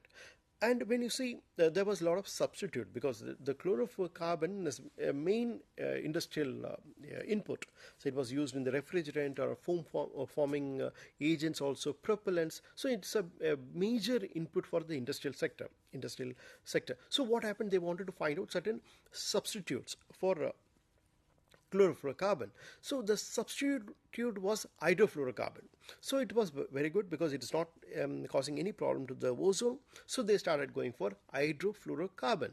But the point here is that the hydrofluorocarbon, though they are not ODS, their ODS means ozone depleting substances, it was responsible for global warming because it is more of a greenhouse gas. So hydrofluorocarbon is a second problem. So they wanted to find out some other ways out to replace the hydrofluorocarbon. So there are many chemicals and nowadays they are used as a refrigerant. So this hydrofluorocarbon to be phased out. So there was a separate amendment to the Montreal Protocol. That amendment took place in the Kigali. That's called as Kigali Amendment to Montreal Protocol in the year 2016. The main objective of this Kigali Amendment is to phase out the hydrofluorocarbon because though it is not an ODS, but it is a greenhouse gas. So that is equally important thing. So that's what when I started the session, I was just talking about that both the ozone and climate change are equally important because as far as the impact is concerned, as far as the measures, the action that is taking place in the global level, these both are very important environmental problem.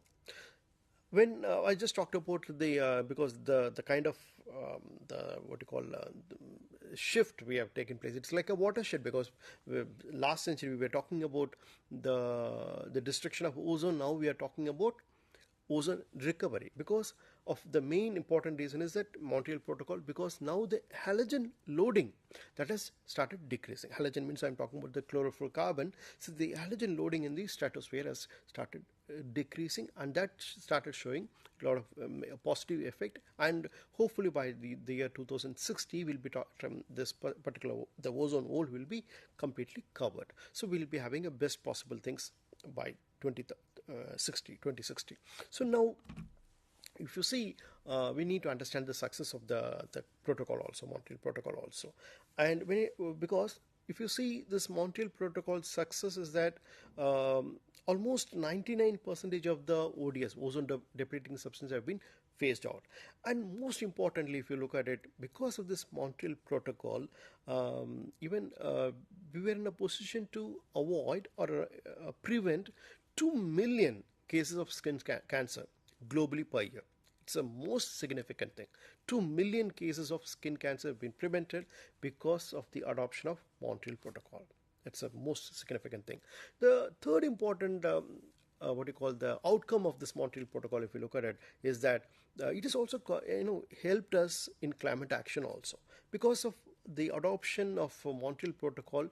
If you look at it, the kind of the carbon dioxide equivalent, the emissions has been drastically reduced, and it has been reported that 135 billion tons of carbon dioxide equivalent, 135 billion tons of carbon dioxide equivalent that has been avoided because of this Montreal Protocol. It's a very significant contribution of Montreal Protocol.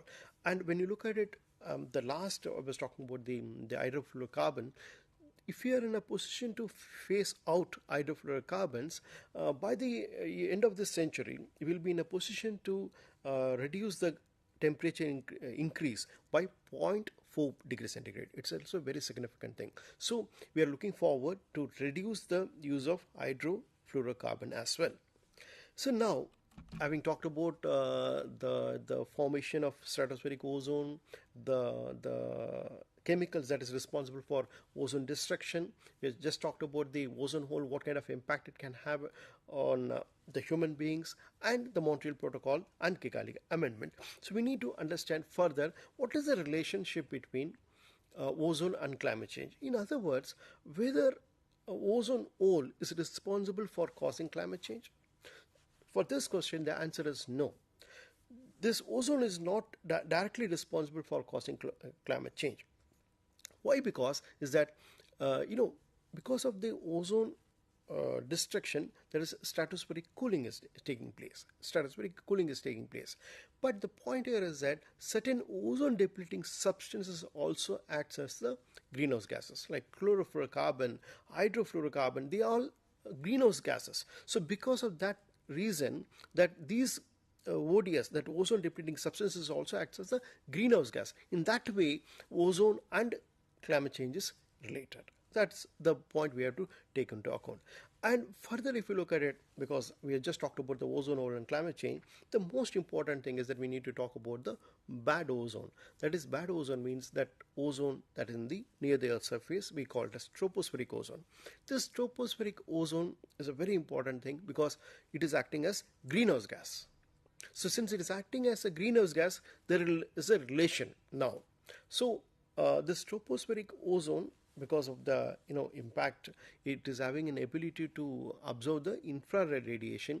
It is considered as the third most important greenhouse gas. First is your carbon dioxide, next to your methane.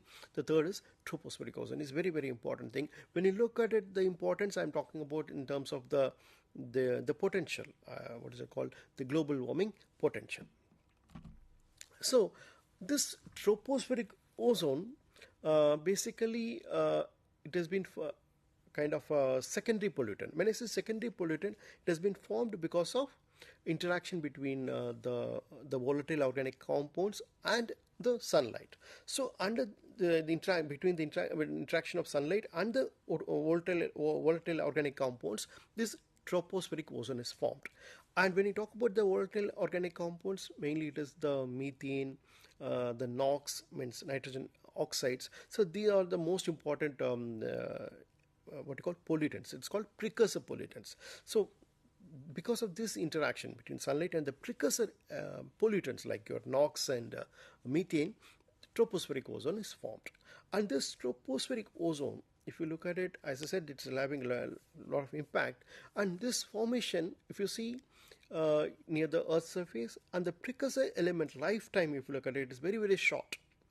When I say it is very short, it may be hours or weeks at the maximum. So if you are in a position to manage the emission of precursor elements or pollutants, so definitely the tropospheric ozone can be controlled. So it is a much easier task. So tropospheric ozone, when you look at it, because we know definitely the what you call the agents or the factors responsible for tropospheric ozone formation, we will be in a position to create suitable strategies also. What is the strategy? One is to reduce the emission of volatile organic compounds. The second important thing is that we will be trying to look for certain measures. So by that measures, what happened, the methane emissions from the major sectors can be reduced. That's the strategy. And when you look at the tropospheric ozone concentration, the trends, it is much higher in the what you call the developed countries, because there the sources of the precursor pollutants are much higher. So that is the point we need to take into account. When you look at the trend, it is slowly and steadily it is increasing, particularly in the developed countries. The incidence of the tropospheric ozone impact on human health have been observed in the United States, Europe, and elsewhere also. But if you look at it, the impact as such, it will be much higher in the developing country for a simple reason is that the vulnerability, because whether it is the children or the elderly people, or they are more vulnerable to this tropospheric ozone, because this tropospheric ozone also impacts the human health, because this tropospheric ozone is a prime component of the smog. It's a smoke plus fog prime component, and because of the smog, it is acting as an irritant. It can have certain influence on the lung tissues, that it can damage the lung tissues. It can lead to certain disease like cancer, lung cancer particularly, and also if you see certain symptoms like bronchitis, emphysema, asthma, because these are very prominent impact of the tropospheric ozone on human health. And if you see, almost it has been estimated that almost 1 million premature deaths have been observed because of this tropospheric ozone. And as I said, that vulnerable group includes the children and the elderly people. So that is as far as the human health impact is concerned. And when you see other impacts, particularly the impact of tropospheric ozone on other sectors like the agriculture sector, or if you see the ecosystem services, so that will come to later. So the most important impact is that we have talked about the impact on human health. The second thing is that again tropospheric ozone versus the climate change. So as I said, that this tropospheric ozone is an oxidant. It is acting as a greenhouse gas. It can have a drastic effect on the climate change because it's responsible for increasing the surface temperature. So, and also if it has been reported that this tropospheric ozone can have an effect on the precipitation, even the circulation, wind circulation, atmospheric circulation also, even cloud formation, this has been reported. So the tropospheric ozone is having a far-reaching effect on the climate and incidentally the climate change also. And of course the effect will be much higher in the northern hemisphere because of the presence of precursor pollutants. So next effect is the agriculture sector. When I talk about agriculture sector, because the tropospheric ozone can act as on the crop production or a photosynthetic activity, and because of that photosynthetic effect because the tropospheric ozone will be trying to minimize the photosynthetic activity because it will be reducing the functional area, leaf area, and also it is responsible for aging also. So because of this reason, the growth, the crop productivity, everything will be reduced. Tropospheric ozone effect, and that effect on the seed production have been observed. And as far as the ecosystem services are concerned, this tropospheric ozone can have an effect on plants, providing certain services like food security, or certain group of plants can help us in preventing soil erosion, also flooding. So these plants also have been affected because of tropospheric ozone.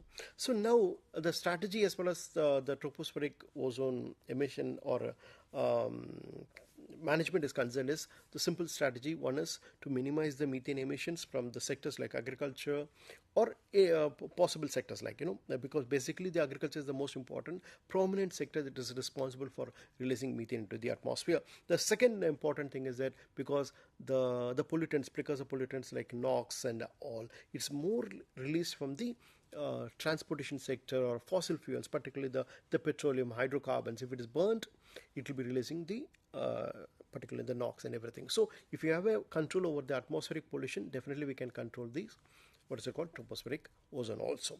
So when you look at it, to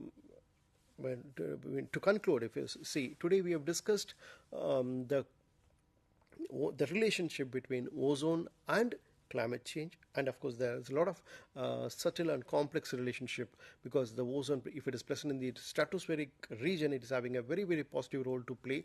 On the other hand, if it is on the troposphere region or near the Earth's surface, it can have a drastic effect on the human beings or the vegetation and every living organisms on the Earth's surface. I am talking about the tropospheric ozone. The other hand, there are certain substances that is responsible for causing ozone depletion, like chlorofluorocarbons and hydrochlorofluorocarbons. These ODS, that is ozone depleting substances, also acts as the greenhouse gases. So that has to be taken into account because when in any case in future, if you are finding certain substitutes for this the fluorocarbons like your hydrofluorocarbon, so we try to look for the substitutes which is both a non-ODS and also it should not be a greenhouse gas. So having said everything, this topic is extremely significant, ozone and climate change. We have discussed everything aspect. The most important thing is that if you take steps possible to minimize the ozone depletion, if we are taking steps possible to minimize the tropospheric ozone depletion, it will be a wonderful task because it will be helping us in climate action. Thank you very much.